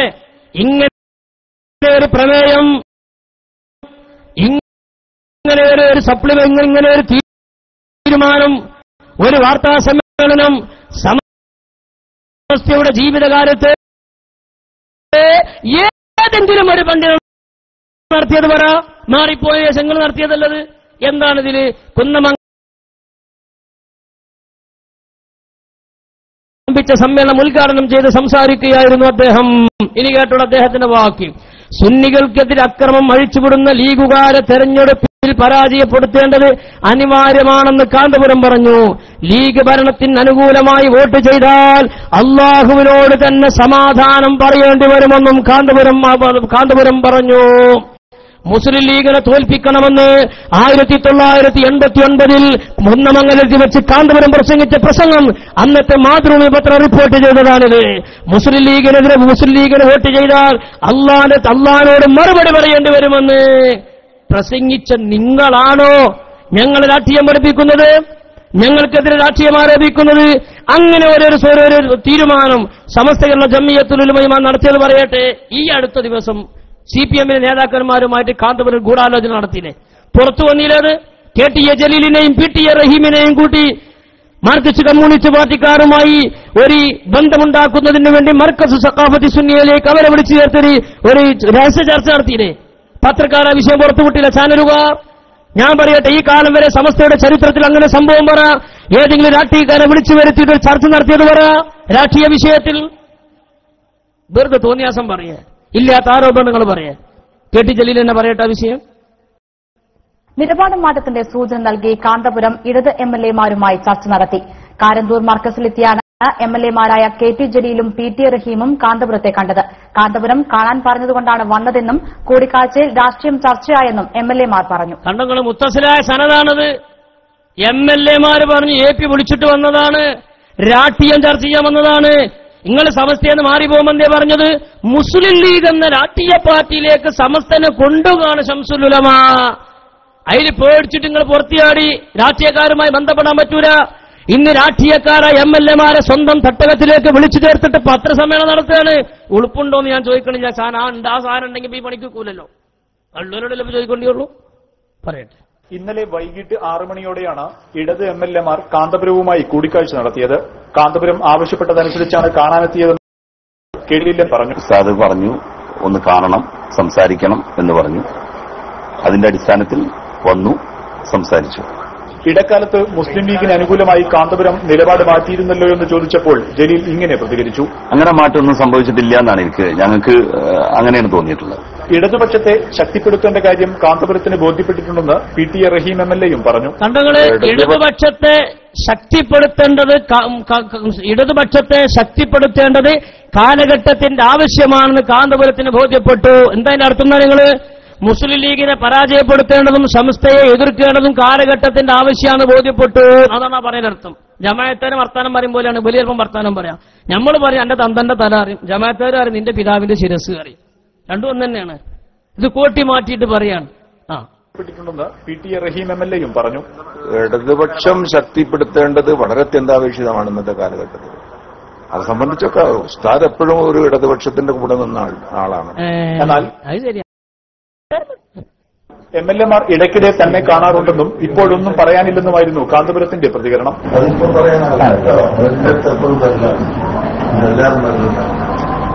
നേരത്തെ ഇടതുപക്ഷത്തിന് അനുകൂലമായി രാഷ്ട്രീയ നിലപാടെടുക്കാറുണ്ടായിരുന്ന കാന്തപുരം 2011 നിയമസഭാ തെരഞ്ഞെടുപ്പ് മുതൽ മുസ്ലിം ലീഗ് നേതൃത്വവുമായി അടുത്ത ബന്ധം പുലർത്തി വരികയായിരുന്നു.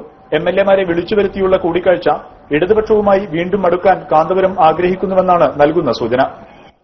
നോക്കി നിങ്ങള് ഡൽഹി രാഷ്ട്രീയത്തില് പണ്ഡിതന്മാരോട് യോജിക്കാൻ വേണ്ടി, അവരെ പോലെയാകാൻ വേണ്ടി, അല്ലെങ്കിൽ പത്രവാർത്താ മാധ്യമങ്ങൾ നിറഞ്ഞു നിൽക്കാൻ വേണ്ടി രാഷ്ട്രീയക്കാരന്റെ കുപ്പായമണിഞ്ഞു. ഞമ്മക്കിതിലൊന്നും അത്ഭുതപ്പെടാനില്ല. പക്ഷേ പണ്ഡിതന്മാരായ കണ്യത്തുസ്ഥാനും ശംസുലുമൊക്കെ നിലപാട് മാറിയെന്നും അവർ മുസ്ലിം ലീഗിന്റെ രാഷ്ട്രീയ നിലപാടിലേക്ക് സമസ്തയെ കൊണ്ടുപോകുന്നു എന്നും അതുകൊണ്ട് അവരുടെ രാഷ്ട്രീയ നിലപാടിൽ നിന്ന് സമസ്തയെ രക്ഷിക്കാനാണ് ഞങ്ങൾ മാറിപ്പോയതുമെന്ന് പറയുന്ന നിങ്ങൾ ഇന്ന് രാഷ്ട്രീയ പാർട്ടിയുടെ നേതാക്കന്മാർ മർക്കസിൽ വിളിച്ചു വരുത്തി മുസ്ലിം ലീഗിനെതിരെ ഗൂഢാലോചന നടത്തുന്ന രംഗമാണ് ഇന്ന് കണ്ടുകൊണ്ടിരിക്കുന്നത്. ഇത് എന്റെ പ്രിയപ്പെട്ട മുസ്ലിം ലീഗിന്റെ പ്രവർത്തകന്മാർ അറിയണം. നാളിതുവരെ മുസ്ലിം സമുദായത്തിന് മുസ്ലിം ലീഗിലൂടെ നന്മ കിട്ടുന്ന ഒരു പ്രവർത്തനവും ചെയ്യാൻ ഇവരുടെ ഭാഗത്തിൽ നിന്ന് മനസ്സാ വാചാ കർമ്മണ ഒരു നിലപാടുണ്ടായിട്ടില്ല. എന്നും ഈ സമുദായത്തിന് ശത്രുക്കളാണ് അവർ. ഇതെന്തുകൊണ്ടാണ് നിങ്ങൾ ഈ പറഞ്ഞതിനെതിരെ പ്രവർത്തിക്കുക, വിശ്വാസത്തിനെതിരെ പ്രവർത്തിക്കുക? ഇന്നലെ പറഞ്ഞത് ഇന്ന് ഓർമ്മയില്ല, ഇന്ന് പറഞ്ഞത് നാളെ ഓർമ്മ ഉണ്ടാവില്ല, നാളെ പറഞ്ഞ മറ്റന്നാൾ ഓർമ്മ ഉണ്ടാവില്ല. ഇങ്ങനെ നിലപാട് മാറ്റേണ്ടതിന് കാരണം കാര്യങ്ങൾ 2 വിഷയമാണ്. ഒന്ന് ബഹുമാനപ്പെട്ട മഹാന്മാരായ ഉസ്താദുമാരുടെ കുരുത്തക്കേടും, 2 ഹബീബായ സയ്യിദുൽ വറ മുഹമ്മദ് മുസ്തഫ സല്ലല്ലാഹു അലൈഹി വസല്ലമ തങ്ങളെ കച്ചവടവൽക്കരിച്ചതും. നബി തങ്ങളെ കച്ചവടവൽക്കരിച്ചത് അതിന്റെ ശേഷം നിങ്ങൾക്ക് തെക്ക് വടക്ക് ഇരിഞ്ഞിട്ടില്ല. ഞങ്ങൾക്കറിയാം. ഹബീബായ നബി തങ്ങളുടെ മുടിയാണെന്ന് പറഞ്ഞ മുടി കൊണ്ടുവന്നു, റൗളത്തെ പൊടിയാന്ന് പറഞ്ഞ പൊടി കൊണ്ടുവന്നു, റസൂലിനെ കുടിച്ച വെള്ളം കുടിച്ച പാത്രമാണ് ചട്ടി കൊണ്ടുവന്നു, ഖാലിദ് വലീദ് യുദ്ധത്തിൽ കൊടുത്ത കുപ്പായാണ് കുപ്പായം കൊണ്ടുവന്നു. ഇപ്പൊ ഒന്നിനും യാതൊരു അഡ്രസ്സും മുണ്ടണില്ല. ഈ പ്രാവശ്യം മർക്കസ് സഖാഫത്ത് സുന്നിയയിൽ മുടി പ്രദർശനം നടത്തിയില്ലേ? ഞാൻ ഇവിടുത്തെ SSF-കാരോട് ചോദിക്കുന്നു, ഈ വർഷത്തെ മുടി പ്രദർശനത്തിൽ എന്തേ ഖലീൽ തങ്ങൾ പങ്കെടുക്കാഞ്ഞു? എന്തേ പൊന്മള അബ്ദുൽ ഖാദിർ മുസ്ലിയാർ പങ്കെടുക്കാഞ്ഞു? എന്തേ പേരോളത്തിൽ സഖാഫി പങ്കെടുക്കാഞ്ഞു? എന്തേ വഹാബ് സഖാഫി മമ്പാട് പങ്കെടുക്കാഞ്ഞു? എന്തേ പച്ചപ്പിരിയം സഖാഫി പങ്കെടുക്കാഞ്ഞു? ഈ പറയപ്പെട്ട തലതൊട്ടപ്പന്മാരെ നേതാക്കന്മാർ എന്തേ ഈ പ്രാവശ്യത്തെ മർക്കസിന്റെ മുടി പ്രദർശനത്തിൽ പങ്കെടുക്കാഞ്ഞത്? അവർക്കറിയാം ഇത് നബിയുടെ മുടിയല്ലെന്ന് അവർക്കറിയാം. അറിയങ്ങള് എന്റെ പ്രിയപ്പെട്ട സാധുക്കളായ പ്രവർത്തകന്മാരോട് ഓർമ്മപ്പെടുത്തുന്നു, വലിയ അപാകതകൾ നേതൃത്വ സ്ഥാനത്ത് വന്നിട്ടുണ്ട്. നബി തങ്ങളുടെ ആചാരവുമായി ബന്ധപ്പെട്ട വിഷയത്തിൽ കളവ് പറഞ്ഞ് പുണ്യപ്രവാചകരെ കച്ചവടവൽക്കരിച്ച് സാമ്പത്തിക ലാഭത്തിന് ദീനിന്റെ ഷെയറുകളെ പോലും നിങ്ങൾ വിറ്റപ്പോൾ അള്ളാഹ് നോക്കിക്കുവോ? എന്താ നിങ്ങൾ മനസ്സിലാക്കിയത്? നബി തങ്ങളെ ഹിഫ്ള് ചെയ്യേണ്ട ദൗത്യം പടച്ചവൻ ഏറ്റെടുത്തിട്ടുണ്ട്. ആ ഡ്യൂട്ടി പടച്ചവൻ ഏറ്റെടുത്തപ്പോൾ ആ ഡ്യൂട്ടി പടച്ചവൻ ഏറ്റെടുത്തതിന്റെ ജെർക്കിങ്ങിൽ നിങ്ങൾ കുടുങ്ങിപ്പോയതാണിപ്പോ. മുടി കൊണ്ടുവന്നു, സ്വാഭാവികമായിട്ട് ചോദിക്കുമല്ലോ നമ്മള്. ഒരു മുടി റസൂലുള്ളാഹിന്ന് പറഞ്ഞു കൊണ്ടുവരുമ്പോ സ്വാഭാവികമായിട്ട് മനുഷ്യൻ ചോദിക്കണതല്ലേ, എവിടുന്നാ കിട്ടിയത്, ആരാ തന്നത്, ഇതിന് വല്ല സനതും ഉണ്ടോ, അത് ചോദിക്കാം. അത് ചോദിച്ചതാ സകല കുലുമാരും കൊടുന്നതിന് കുഴപ്പമില്ല, കൊടിയണോ വെച്ചതാ കുഴപ്പമായത്.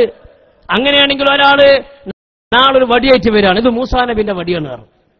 മൂസാ നബിന്റെ വടി നമ്മൾ ചോദിക്കൂലെ, പൊന്നു ഹബീബെ ഇത് മൂസാ നബിന്റെ വടിയാണ്, എന്താ അതിന്റെ തെളിവ്, എനിക്ക് എവിടുന്ന് ഇത് കിട്ടിയത്, ഈ കാലം വരെ വടിയില്ലാതെ ഇപ്പത് മൂസാ നബിന്റെ വടിയാണെന്ന് അങ്ങനെ നമ്മൾ ചോദിക്കൂലേ? അപ്പം പറയും അത് നിങ്ങൾ ചോദിക്കാൻ പറ്റുമോ, ഇത് മൂസാ നബിന്റെ വടിയാണെന്ന് പറഞ്ഞാൽ അത് അംഗീകരിക്കണം എന്നാണോ? നമ്മൾ ചോദിച്ചു എവിടുന്നാ കിട്ടിയത്, അപ്പൊ ഇവിടുന്ന് ചോദിക്കുമ്പോൾ അങ്ങോട്ട് ചൂണ്ടിക്കാട്ടും, അവിടുന്ന് ചോദിക്കുമ്പോൾ ഇങ്ങോട്ട് ചൂണ്ടിക്കാട്ടും, ഇവിടുന്ന് നോക്കുമ്പോൾ അങ്ങോട്ട് ചൂണ്ടിക്കാട്ടും, ഒരു മറുപടി ഇല്ല. നമ്മൾ വിട്ടില്ല. ഇത് വിശ്വാസപരമായ വിഷയമാണ്. ഇവിടെയുള്ള സാധാരണക്കാരായ പ്രായമുള്ള ആളുകൾക്ക് വേണ്ടി ഞാൻ ഓർമ്മപ്പെടുത്തുകയാണ്. ചില ആൾക്കാരുണ്ട്, അത് മർക്കസിലെ മുടി നബിന്റേതാകാൻ സാധ്യത ഉണ്ടെങ്കിലോ അതെന്ത് നമ്മളെ വിമർശിക്കണു? സാധ്യത പോരാ, 100% നബിയുടേതാകണം. സാധ്യത മതിയോ ഇതിന്? നബിയുടേതല്ലാത്തൊരു സംഗതി നബിയുടേതാണെന്ന് പണപ്പിരിവിന് വേണ്ടി പറഞ്ഞാൽ എങ്ങനെ നമ്മൾ അംഗീകരിക്കും? കാലം കുറെ കഴിഞ്ഞാൽ വളർന്നു വരുന്ന തലമുറയിലെ ആളുകൾ ഇതിങ്ങനെ മുഖ്യ വെള്ളം കുടിക്കൂലേ? അങ്ങനെ നമ്മുടെ ബന്ധപ്പെട്ട ആളുകൾ ചോദിച്ചത് എവിടുന്നാ കിട്ടിയത്? ഒരു സ്ഥലം പറഞ്ഞില്ല. അവസാനം ബഹുമാനപ്പെട്ട അബ്ദുൽ ഹമീദ് വൈസി അമ്പലക്കടവടക്കമുള്ള നമ്മുടെ പ്രിയപ്പെട്ട നേതാക്കന്മാരുടെ നേതൃത്വത്തിൽ കൂലങ്കുശമായ ചർച്ച നടന്നു. അവസാനം മനസ്സിലായി, ബോംബെയിലുള്ള മുഹമ്മദ് ഇക്ബാൽ ജാഹിൽ നൂലാമാല എന്നൊരാളാണ് മുടി കൊടുത്തത്. അങ്ങനെ നമ്മുടെ നേതാക്കന്മാർ ജാഹിൽ നൂലാമാലയെ കാണാൻ പോയി. അയാൾ എടുത്തു വന്നിട്ട് പറഞ്ഞു, നിങ്ങളിങ്ങനെ ഒരു മുടി കൊടുത്തിട്ടുണ്ടല്ലോ, ഒരു ഫുലാനുമിന് ഫുലാൻ ഇന്നാക്കൊരു മുടി കൊടുത്തിട്ടുണ്ടല്ലോ, റസൂലുള്ളാഹിന്റെ മുടി ഉണ്ടെങ്കിൽ ഞമ്മക്ക് ഒന്ന് തന്നാ തർക്കടില്ല, റസൂലുള്ളാഹിന്റെ മുടിയല്ലേ, ഒന്ന് തരുമോന്ന് ചോദിച്ചു. അത് എത്ര മാണ്ടിച്ചാ തരാറു. അപ്പൊ ഇയാൾ ഇങ്ങോട്ട് ചോദിച്ചത്ര 7 മതിയോ എന്ന്. അപ്പൊ അത് നമുക്ക് ഉറപ്പായത് ഷാറുബാറക്ക് തന്നെയാണ് എന്ന്. പിന്നെ സനത് നോക്കേണ്ടി വന്നില്ല. കാരണം ഒന്ന് തരുമോന്ന് ചോദിച്ചവരോടാണ് 7 മതിയോ എന്ന് ചോദിക്കണേ. അങ്ങനെ നമ്മൾ പൈസ കൊടുത്തു. 7 മുടിയായിട്ട് നമ്മളിവിടെ കേരളത്തിൽ വന്നു. ഇസ്ലാമിക് സെന്ററിൽ കോഴിക്കോട് കൊണ്ടുവന്നു. ഇതിന് സനതൊന്നുമില്ല. കാരണം ഇങ്ങനെയല്ലേ പറയണത്, ഒന്ന് തരുമെന്ന് ചോദിച്ചപ്പോൾ 7 തരുമെന്നോ 7 മതിയൊന്നോ ചോദിക്കണേ. അവ സനദിന്റെ വിഷയം ചർച്ച ചെയ്യേണ്ടത് തന്നെയില്ല. അവ കൊണ്ടുവന്ന മുടി പരസ്യമായി പ്രദർശനത്തിൽ വെച്ച് പഴയ കാല കഥയാണ് ഞാൻ ഈ പറയുന്നത്. നമ്മളത് മറക്കരുത്. ഓരത് മറന്നിട്ടുണ്ട്. ഒരു മുടി നല്ല മീമ് പറയാൻ തന്നെ പോലും പേടിയാണ്. പ്രസംഗത്തിൽ മീമ് വരുന്നത് സൂക്ഷിക്കുകയാണ് ഇപ്പോഴത്തെ പ്രസംഗത്തിൽ. എന്തേ നിങ്ങൾ മുടി പറയാത്തത്? ഞാൻ ഇവിടുത്തെ SSF-കാരുടെ ഒരു കാര്യം ചോദിക്കുകയാണ്. മർക്കസിൽ നിങ്ങൾ കൊണ്ടുവന്നതും ഈ കഴിഞ്ഞ റബീഉൽ അവ്വലിന് നിങ്ങൾ വെള്ളം കുടിച്ചതുമായ മുടി നബിയുടെ മുടിയാണോ അല്ലേ എന്ന വിഷയത്തിൽ പരസ്യമായ സംവാദത്തിന് ഞാനുമായി നിങ്ങൾ ഒരുക്കമുണ്ടോ എന്ന് ഇവിടെ വെച്ച് നിങ്ങളോട് ഞാൻ വെല്ലുവിളിച്ച് ചോദിക്കുകയാണ്. ഇന്ന് വേണമെങ്കിൽ ഇന്ന് ഒരുങ്ങിക്കോ, നാളെ വേണമെങ്കിൽ നാളെ ഒരുങ്ങിക്കോ, സൗകര്യം ഉണ്ടാകുമ്പോൾ പറഞ്ഞോ.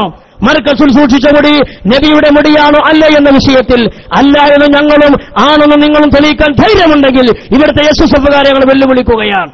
ആണത്വമുണ്ടെങ്കിൽ, പൗരുഷമുണ്ടെങ്കിൽ, ഉളുപ്പുണ്ടെങ്കിൽ ഈ വെല്ലുവിളി നിങ്ങൾ ഏറ്റെടുക്കണം. കപല പ്രസംഗം നടത്തി പോകരുത്. ഇത് അല്ലാഹുവിന്റെ ദീനുമായി ബന്ധപ്പെട്ട വിഷയമല്ല ഇത്. അങ്ങനെ കൊണ്ടുവന്ന മുടി ആളുകൾ, ആയിരക്കണക്കിനായ ആളുകൾ വന്നു. ഇത് ഇവർ പറഞ്ഞതിന്റെ അടിസ്ഥാനത്തിൽ നേരിൽ പരിശോധിക്കാതെ ഇവർ എഴുതിയിട്ടുണ്ടല്ലോ. കത്തിച്ചാൽ കത്തൂരാന്ന് ഇവർ എഴുതിയിട്ടുണ്ട്. അങ്ങനെ മുമ്പുള്ള ആളുകൾ പരിശോധിച്ചിട്ടുണ്ടെന്ന് ഇവർ എഴുതിയിട്ടുണ്ട്, പകരം പ്രസംഗിച്ചിട്ടുണ്ട്. അതടിസ്ഥാനത്തിൽ ഒരു മുടി നമ്മൾ കത്തിച്ചു നോക്കി. തിജി കത്തിയപ്പോ മുടിയല്ലേ കാളിയാണ്ട് പോയി, ഒരു അഡ്രസ്സും ഉണ്ടായില്ല. പിന്നെ കയ്യിൽ 6 ഉണ്ട്. അതിൽ ഒരു മുടി ഇത് എത്ര പഴക്കണ്ടെന്ന് പരിശോധിക്കുന്ന സംവിധാനം ഉണ്ടല്ലോ, DNA ടെസ്റ്റ് എന്നൊക്കെ പറയും. അതിന് ഒരു മുടി അയച്ചു DNA ടെസ്റ്റിന്, അല്ലെങ്കിൽ കാലപ്പഴക്കം പരിശോധിക്കാം. പിന്നെ ഉള്ളത് ഇവിടെ 5 മുടിയാണ്. ഈ 5 മുടി നമ്മൾ കയ്യിൽ വെച്ചിട്ട് ഇത് എന്ത് ചെയ്യണമെന്ന് ആലോചിച്ചുകൊണ്ടിരിക്കുക. അപ്പോഴാണ് കാന്തപുരത്തിന്റെ അനുയായികൾ ജാഹിൽ നൂലാമാലയ്ക്ക് വിവരം അറിയിച്ചു. എന്താ വിവരം അറിയിച്ചാൽ, നിങ്ങൾ ഷെയ്ഖുനാക്ക് മുടി കൊടുത്തില്ലേ? അതേ കൊടുത്തു. നിങ്ങൾ മറ്റൊരും കൊടുത്തില്ല? ഓൽക്കും കൊടുത്തു. എന്നാ ഓൽക്ക് നിങ്ങൾ കൊടുത്ത മുടി ഇവിടെ അനാദരിക്കുന്നുണ്ട്. അത് നിങ്ങൾ വാങ്ങിയിട്ടില്ലെങ്കിൽ നമ്മളെ മുടിന്റെ ആപ്പ് കൂട്ടും.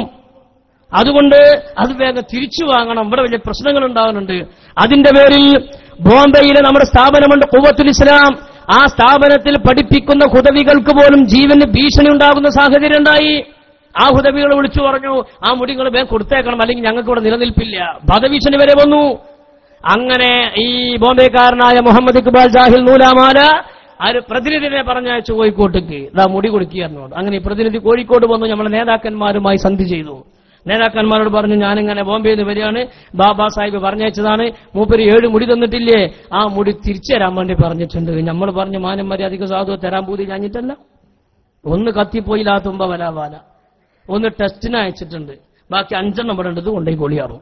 അപ്പൊ ഇയാൾ പറഞ്ഞു പറ്റൂല, മുടി 7 തന്ന് 7 വേണം, മാനം മര്യാദയ്ക്ക് നമ്മൾ പറഞ്ഞു 5 ഉള്ളൂ, ഇത് കൊണ്ടുപോയിക്കോളി, മറ്റത് ഇങ്ങനെയൊക്കെയാണ് എന്റെ ഹാല്. ഇയാൾ പറഞ്ഞു പറ്റൂല എന്ന്. അപ്പം വെട്ടി കൊടുക്കല്ലാത്ത കാട്ടണം, വെട്ടിയാണ് കൊടുത്തു കണ്ടോ, മുടിയല്ലേ വെട്ടിക്കൊടുത്തു. ഇതൊന്ന് വെറുതെ പറയാൻ നിങ്ങള്. ആ വെട്ടിക്കൊടുത്ത 2 മുത്തസിലായ സനതുണ്ട്, അതിൽ 40 ആളെ പേരൊന്നും ആ സനത് ഉണ്ടാവില്ല. കോട്ടക്കെന്ന് വായിച്ചമാര് 40 ആളെ പേരൊന്നും ഉണ്ടാവില്ല. അങ്ങനെ 2 വെട്ടിക്കൊടുത്തു. ഈ വെട്ടിക്കൊടുത്ത 2 കയ്യിലുള്ള 5 അങ്ങനെ 7 മുടി ഈ ബോംബെ നിന്ന് വന്ന ആൾ ഒരു കുടുക്കയിലാക്കിയിട്ട് പട്ടുകൊണ്ടൊക്കെ പൊതിഞ്ഞിട്ട് കൊണ്ടുപോവാണ്. എങ്ങോട്ട് നിങ്ങള് വാഴക്കാടിനടുത്ത് ആക്കോടി എന്ന പ്രദേശത്ത് അവിടെ നൗഷാദ് ഹസനി കുളിയണ്ടറായിട്ടൊരു പരിപാടി നടക്കുന്നുണ്ട്. അങ്ങനെ വേദിയിൽ വെച്ചിട്ട് ഇതോ നൗഷാദ് ഹസൻ ഇങ്ങനെ ആളുകളെ ഇൻട്രസ്റ്റ് ആക്കി പ്രസംഗിച്ചാണ്ട് ഇതോ ഞമ്മക്ക് മുടി കിട്ടിയോട്ടുന്ന ഓലും പോയി വാങ്ങി, അങ്ങനെ ഓൻ അനാദരിച്ചപ്പോ നമ്മൾ പരാതി കൊടുത്തു. അങ്ങനെ ആള് വന്നിട്ട് ഇതാ തിരിച്ചു വാങ്ങി, ആ തിരിച്ചു വാങ്ങിയ മുടി ഇതാ ഇവിടെ കൊണ്ടുവരാൻ പോവാണ്. എല്ലാവർക്കും അത് മുഖ്യവെള്ളം തരും, എല്ലാവരും കുടിച്ചണം. അത് കുടിച്ചിട്ട് അത് അതേമാതിരി കരിപ്പൂര് വിമാനത്താവളം, അങ്ങനെ വിമാനത്താവളം വഴി നേരെ ബോംബെക്ക് പോവുകയാണ്. പിന്നെ അത് കിട്ടൂല, അതുകൊണ്ട് ഇപ്പം വരും എന്നാണ് ആ സഹസിലുള്ളവരങ്ങനെ അങ്ങനെ ഇൻട്രസ്റ്റ് ആക്കി നിർത്തി. ആ സഹസ്ക്കാണ് ഈ ബോംബെത്തെ സാധു ഈ കുടുക്കയിൽ മുടിയിട്ടാണ് ചെല്ലുന്നത്. ആ രംഗം ഒന്ന് കണ്ടോളി.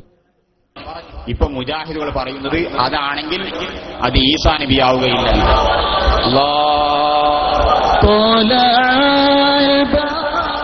ഇതാണ് ഇന്ന് തിരിച്ചു വാങ്ങിയ സ്വാരമുണ്ടാരക്കം. അല്ലാഹു അക്ബർ, അക്ബർ, അല്ലാഹു അക്ബർ, ലാ ഇലാഹ ഇല്ലല്ലാഹു, അല്ലാഹു അല്ലാഹു.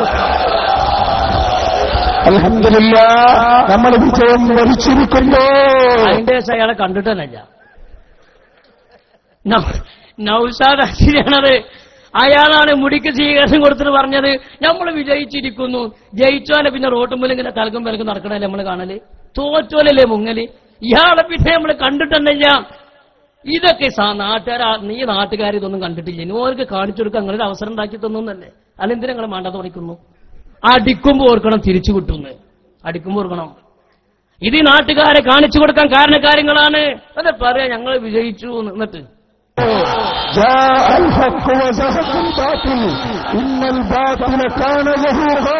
അത് ബോധ്യപ്പെട്ടു.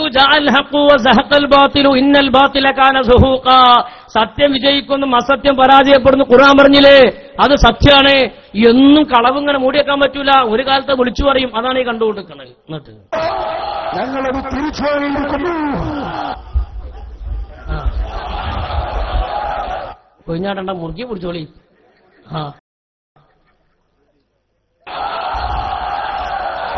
എന്താ സംഭവം മനസ്സിലായോ? ഇന്ന് വൈകുന്നേരം ബോംബെയിൽ നിന്ന് വന്ന് വാങ്ങിയ സഹോദരനാണ് ഇത് ബോംബെക്ക്. ആ ചങ്ങായിനോട് നമ്മൾ മലയാളത്തിൽ പറഞ്ഞേ ഒന്ന് കത്തിപ്പോയി കാട്ടണു, ഒന്നിന് ടെസ്റ്റ് അയച്ചിട്ടുണ്ട്, ബാക്കി 5 കൊണ്ടിക്കോ പറ്റൂലാകുമ്പോ വെട്ടിയോട് കൊടുത്തു.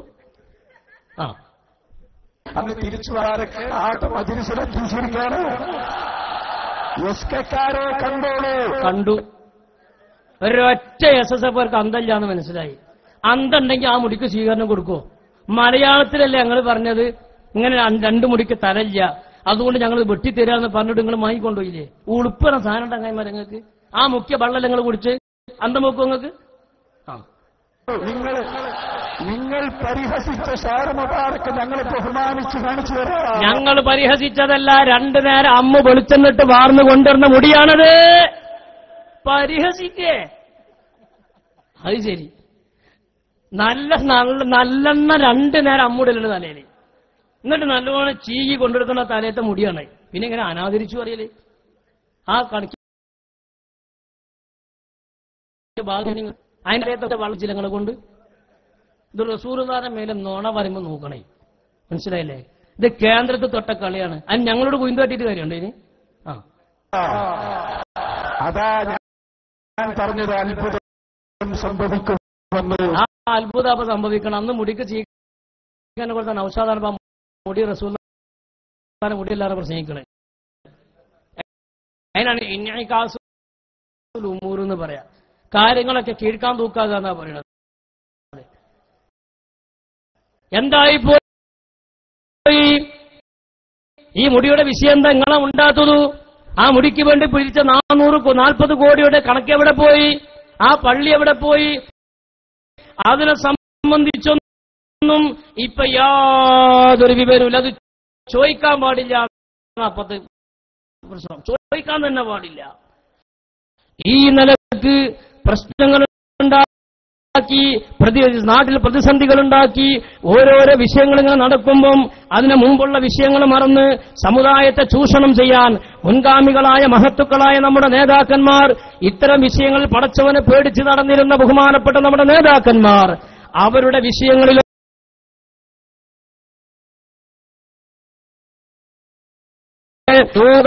അവരുടെ ജീവനോട്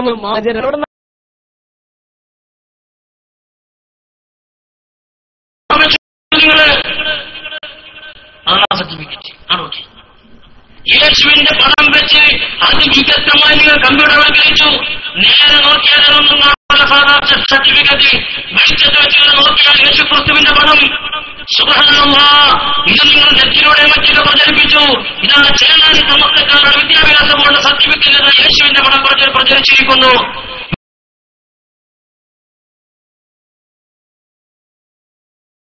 ുമായി ബന്ധപ്പെട്ടവരുമായി ആ കൂടിയാലോചിച്ച് ഇതിനൊരു കേസ് കൊടുത്തു. ആ കേസ് കൊടുത്തതിന്റെ അടിസ്ഥാനത്തിൽ ബന്ധപ്പെട്ടവരെ പരിശോധിച്ചിട്ട് ഇത് ചെയ്തവനെ കൈയോട് പിടികൂടിയപ്പോൾ കാന്തപുരത്തിന്റെ ഏറ്റവും അടുത്ത കാന്തഭക്തനായിരുന്നു അതിന്റെ പിന്നിലുണ്ടായിരുന്നത്. ആരോടുള്ള ദേഷ്യത്തിനായത്? ഇസ്ലാമിന്റെ നിയമങ്ങളുടെ കുതിര കയറി ആരോടുള്ള ദേഷ്യത്തിന് തീർന്നോ നിങ്ങളെ വിത്തന? കാസർഗോഡ് ജില്ലയിൽ ഏതാനും മാസങ്ങൾക്ക് മുമ്പ് സമസ്തയുടെ മഹലിൽ സാധാരണ നടക്കുമ്പോൾ ഒരു നിക്കാഹ് നടന്നു. ഇതൊക്കെ നിങ്ങൾക്ക് പറഞ്ഞു തരാൻ വലിയ വേദി ഉണ്ടാക്കിയതാണ്. സാധാരണ നടക്കുമ്പോൾ ഒരു നിക്കാഹ് നടന്നു. ആ നിക്കാഹ് നടന്ന് കുറച്ച് ദിവസങ്ങളോ മാസങ്ങളോ കഴിഞ്ഞപ്പോൾ അതേ ചെറുപ്പക്കാരനെ കൊണ്ട് അതേ പെണ്ണിനെ മറുവിഭാഗത്തിന്റെ നേതാവ് ചിത്താരി ഹംസ മുസ്ലിയാർ രണ്ടാമത് നിക്കാഹ് വെച്ചു. അതിന്റെ പേരെന്താ? നിങ്ങൾ തബറുക്കിന്റെ നിക്കാഹ്. കുതുകുലുണ്ടാകാൻ പേനോടിക്കാൻ പോകണം. രണ്ടും ഞാൻ വിശദീകരിച്ചു തരാം. ആദ്യം ആ ചെറുപ്പക്കാരന്റെ നിക്കാഹ് നടന്ന ആ രംഗം കാണി.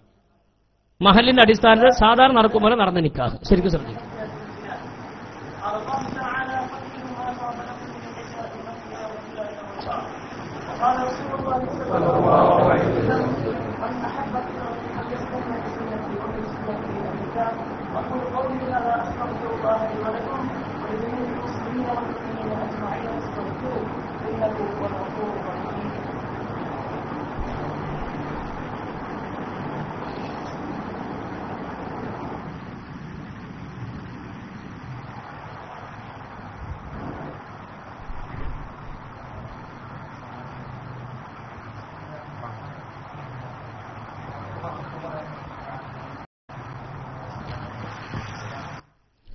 ആ നിക്കാഹ് കഴിഞ്ഞു. കുറച്ചു കഴിഞ്ഞപ്പോൾ ആ പുതിയാപ്പിളന്റെ ബന്ധപ്പെട്ട ആളുകൾ ഏൽപ്പിക്കാറുണ്ട്. ഒരു സാഹചര്യത്തിൽ ചിത്താരി ഹംസ മുസ്ലിയാർ അവിടെ വന്നപ്പോൾ ഈ കുട്ടിനോട് പറഞ്ഞത്രേ, ഉസ്താദ് വന്നിട്ടുണ്ട്, നമ്മള് അന്റെ ഒരു നിക്കാഹ് തബറുക്കിന്റെ നിക്കാഹ് നടത്തിയല്ലേ? ഇവൻ ആ കാന്തംപുട്ടിന്റെ ഭയ പെണ്ണുങ്ങളോ ചങ്ങായി ആ പെണ്ണുങ്ങളെ കൊണ്ട് തന്നെയാണ്. ആ പെണ്ണുങ്ങളെ നമുക്ക് ഒന്നുകൂടി നിക്കാഹ് നടത്താം. ഇവനാകെ ബേജാറായി. സാറില്ല, അത് തബറുക്ക് ബർക്കത്തിന് വേണ്ടിയുള്ള നിക്കാഹാണ്. അങ്ങനെ ഇവനെ കുപ്പായിട്ട് കൊണ്ടുവന്നു പള്ളിക്ക്. ചിത്താരി ഹംസ മുസ്ലിയാരും വന്നു, ബന്ധപ്പെട്ട ഏതാനും കുളിയണ്ടർമാരും വന്നു. എന്നിട്ട് ഈ കുട്ടിക്ക് നിക്കാഹിന്റെ സീക ചൊല്ലിക്കൊടുക്കുകയാണ്. ഇവൻ ബേജാറായിട്ട് ചെല്ലണില്ല. അവൻ പറയാ ചെല്ല് തന്നെയാണ് ഭീഷണിപ്പെടുത്തിയാ ചൊല്ലിക്കൊടുക്കണത്. എന്തിനാ ചങ്ങായിമാരെ നാട്ടുകാർ നിങ്ങളെ നിക്കാഹ് ചെയ്യാൻ വിളിക്കണില്ലെങ്കിൽ മര്യാദക്ക് വീട്ട് കുത്തർന്നാ പോരെ? പിത്തനുണ്ടാക്കണോ? കണ്ടോളി നിങ്ങളാ നിക്കാഹ്.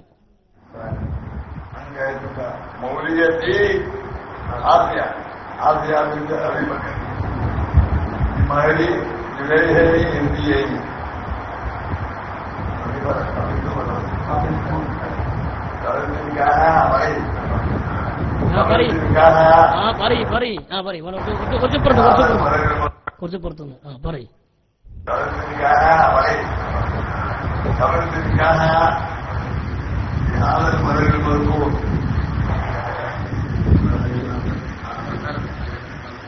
എന്റെ അധികാരപരിധിയിൽപ്പെട്ട ഞാൻ പറയുന്ന എന്റെ അധികാരം വെച്ചിരിക്കൊണ്ട അപ്പൂക്കിരുന്ന മകളിൽ ആദ്യ എന്നവളെ 2 പവൻ മകനും നിങ്ങൾക്ക് ഞാൻ മുജാഹിദീനെന്ന് പറഞ്ഞോട് പോയി. അവരുടെ ഞാൻ ചേച്ചിന് പറയുക അവരുടെ ഞാൻ സ്വീകരിച്ചു.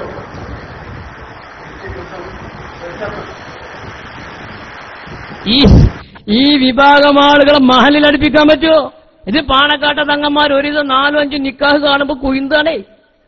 ആ ഇവരെ വിളിക്കണേ അപ്പൊ നിക്കാഹ് ചെയ്തവർക്ക് പിന്നെ ചെയ്തു കൊടുക്കന്നെ. നോക്കിയാണ് നിങ്ങൾ എന്തിനാണ് ഈ വിത്തനം കിടക്കണം? നമ്മളിവരോട് പലപ്പോഴും ചോദിച്ചു, ഷായർ മുബാറക്കിന് വേണ്ടി പിരിച്ച പൈസന്റെ കണക്കോടെ നമുക്ക് തന്നെ നാട്ടുകാർക്കൊന്ന് പറഞ്ഞു കൊടുക്കി ലേ. നയാ പൈസക്ക് പോലും പടച്ചോന്റെ കോടതിയിൽ നമ്മൾ മറുപടി പറയേണ്ടവരാണ്. കണക്കവിടെ ഒരു പ്രസംഗത്തിലും നമ്മൾ കേട്ടില്ല. നമ്മൾ പലപ്പോഴും ചോദിച്ചു, പരമാവധി പിരിവ് നടത്തിയവരോ നിങ്ങള്? ഒരു പിരിവിന്റെ കണക്ക് നമ്മൾ ചോദിച്ചപ്പോ ഇവര് പറഞ്ഞില്ല. അപ്പൊ ഇവർ ഇങ്ങോട്ട് ചോദിച്ചാണ്, നിങ്ങള് കൈത്താങ്ങിന് കുറെ പൈസ പിരിച്ചില്ലേ, അത് എവിടെ പോയി? നിങ്ങൾ 25 ലക്ഷം റുപ്യ നോളജ് സിറ്റി സ്റ്റേ ചെയ്യാൻ വേണ്ടി കൊടുത്തില്ലേ? എത്ര ചങ്ങായിമാരെ നോളജ് സിറ്റി സ്റ്റേ ചെയ്യണു? അത് വരുന്ന പദ്ധതി അല്ലാതെ കാന്തപുരം തന്നെ പറഞ്ഞില്ല. വരാത്ത പദ്ധതി കാര്യങ്ങൾ സ്റ്റേ ചെയ്യാൻ പോവോ? അന്തള്ളൂന് നോളജ് സിറ്റി സ്റ്റേ ചെയ്യാൻ വേണ്ടി സമസ്ത കേരള ജംഇയ്യത്തുൽ ഉലമ 25 ലക്ഷം റുപ്യ കൊടുത്തു എന്ന ആരോപണം അതിവിടെ എല്ലാ സഖാഫികളും നടക്കുന്ന പ്രസംഗത്തിൽ ഈ ആരോപണം ഉന്നയിക്കുന്നു. നമ്മൾ പല വേദിയിലും ചോദിച്ചു, 25 ലക്ഷം പോയിട്ട് 25,000 പോയിട്ട് 25 ഉറുപ്പിക പോയിട്ട് 25 പൈസ നോളജ് സിറ്റിയുടെ പ്രവർത്തനം സ്റ്റേ ചെയ്യാൻ സമസ്തയോ സമസ്തയുടെ കീഴ്ഘടകങ്ങളോ 25 പൈസ കൊടുത്ത് തെളിയിക്കണം എന്ന് നമ്മൾ പറഞ്ഞിട്ട് ഇതുവരെ അതിന് മറുപടി ഇല്ല. എന്നാലും അത് പറഞ്ഞുകൊണ്ട് നടക്കും. ഇത് പറഞ്ഞുകൊണ്ട് നടക്കുക തന്നെയാണ്. അത് അരിയൂർ സഖാഫിയുടെ വെല്ലുവിളി എന്ന് കേൾക്കുക. എവിടുന്നെങ്കിലും കേൾക്കുമ്പോൾ വഞ്ചിതരാകാതിരിക്കാൻ വേണ്ടിയിട്ടാണ് ഞാൻ ഈ കാര്യങ്ങൾ ഓർമ്മപ്പെടുത്തുന്നത്. വട്ടി കമ്പനി നിങ്ങൾക്കറിയുമോ? ഈ വിദ്യാഭ്യാസ സ്ഥാപനം മുടക്കാൻ ആയിരക്കണക്കിന് പണ്ഡിതന്മാരെ വാർത്തെടുക്കുന്ന പാവപ്പെട്ട ഒരുപാട് വിദ്യാർത്ഥികൾക്ക് ഉപരിപഠനത്തിന് അവസരം നൽകുന്ന ഇതിന്റെ വെളിപ്പാടകലെയുള്ള ഈ നോളേജ് സിറ്റിയുടെ നിർമ്മാണ പ്രവർത്തനങ്ങൾ നിർത്തൽ ചെയ്യുവാൻ സ്റ്റേക്ക് വേണ്ടിയിട്ട് സമസ്തയിൽ നിന്ന് വലിച്ച 25 ലക്ഷത്തിന് ആര് മറുപടി പറയും? ആര് വലിച്ചു സമസ്തയിൽ 25 ലക്ഷം ഉറപ്പിക്കുക? നുണ പറയേ. ഈ നുണ തന്നെയാണ് നിങ്ങളുടെ പ്രവർത്തകന്മാരും പ്രഭാഷകന്മാരും നാളെ നിങ്ങളെ നടത്തിക്കൊണ്ടിരിക്കുന്നത്. സമസ്ത കേരള ജംഇയ്യത്തുൽ ഉലമയോ അതിന്റെ കീഴ്ഘടകങ്ങളോ നോളജ് സിറ്റിയുടെ പ്രവർത്തനം നിർത്തിവെക്കാൻ നയാ പൈസ ചെലവാക്കിയിട്ടില്ല. തെളിയിക്കാൻ നിങ്ങളെ കൊണ്ട് സാധിക്കൂല. എന്നിട്ട് നുണയും പറഞ്ഞിടക്കേ. 25 ലക്ഷത്തിന് ആര് മറുപടി പറയും? നിങ്ങളിപ്പോൾ ഒരു പുതിയ സീറ്റ് ഇറക്കിയിരിക്കുന്നല്ലോ. ഒരു പുതിയ സീറ്റ് നിങ്ങൾ ഇറക്കിയിരിക്കുന്നു. 100 രൂപയുടെ പുതിയ പിരിവുമായിട്ട് ഞാൻ എന്റെ സദസ്സിലുള്ള സഹോദരങ്ങളോട് പറയുന്നു, ദഅവത്തിനൊരു കൈത്താങ്ങി എന്ന വ്യാഖ്യാനയാണ് ഈ പിരിവ് നടത്തുന്നത്. ദഅവത്തല്ല നടത്തുന്നത്. നിങ്ങൾക്ക് ഇത്രയേറെ മദ്രസയുണ്ടായിട്ട് കോടിക്കണക്കിന് രൂപയുടെ ആസ്തി സമസ്തയുടെ ഫണ്ടിൽ കിടന്നിട്ട് എത്ര പാവപ്പെട്ടവർക്ക് നിങ്ങൾ വീടുകൾ നിർമ്മിച്ചു നൽകി, എത്ര പാവപ്പെട്ടവർക്ക് നിങ്ങൾ കുടിവെള്ളം നൽകി, എത്ര പാവപ്പെട്ടവർക്ക് നിങ്ങൾ മെഡിസിൻ നൽകി. ഒന്ന് വെളിപ്പെടുത്തൂ. നിങ്ങൾ ഒന്ന് വെളിപ്പെടുത്തൂ. ഞങ്ങൾ വെളിപ്പെടുത്തി തരാം. ഞങ്ങൾ എല്ലാ സമയത്തും വെളിപ്പെടുത്തൽ നിങ്ങളെ പെരെ വന്നാണ്ട് പറയാനൊന്നും ഞങ്ങൾക്ക് വയ്ക്കൂല. നിങ്ങളെ പെരയിൽ അടുക്കളയിൽ വന്നാണ്ട് പറയാനൊന്നും നമ്മോട് കഴിയൂല. സമസ്ത കേരള ജംഇയ്യത്തുൽ ഉലമയുമായി ബന്ധപ്പെട്ട മുഴുവൻ വിഷയങ്ങളിലും അതാത് സമയങ്ങളിൽ പ്രസിദ്ധീകരണങ്ങൾ അത് പ്രസിദ്ധപ്പെടുത്താറുണ്ട്. അൽ മുഅല്ലിം മാസികയുടെ മാസികയുണ്ട്, അറിയാം നിങ്ങൾക്ക്?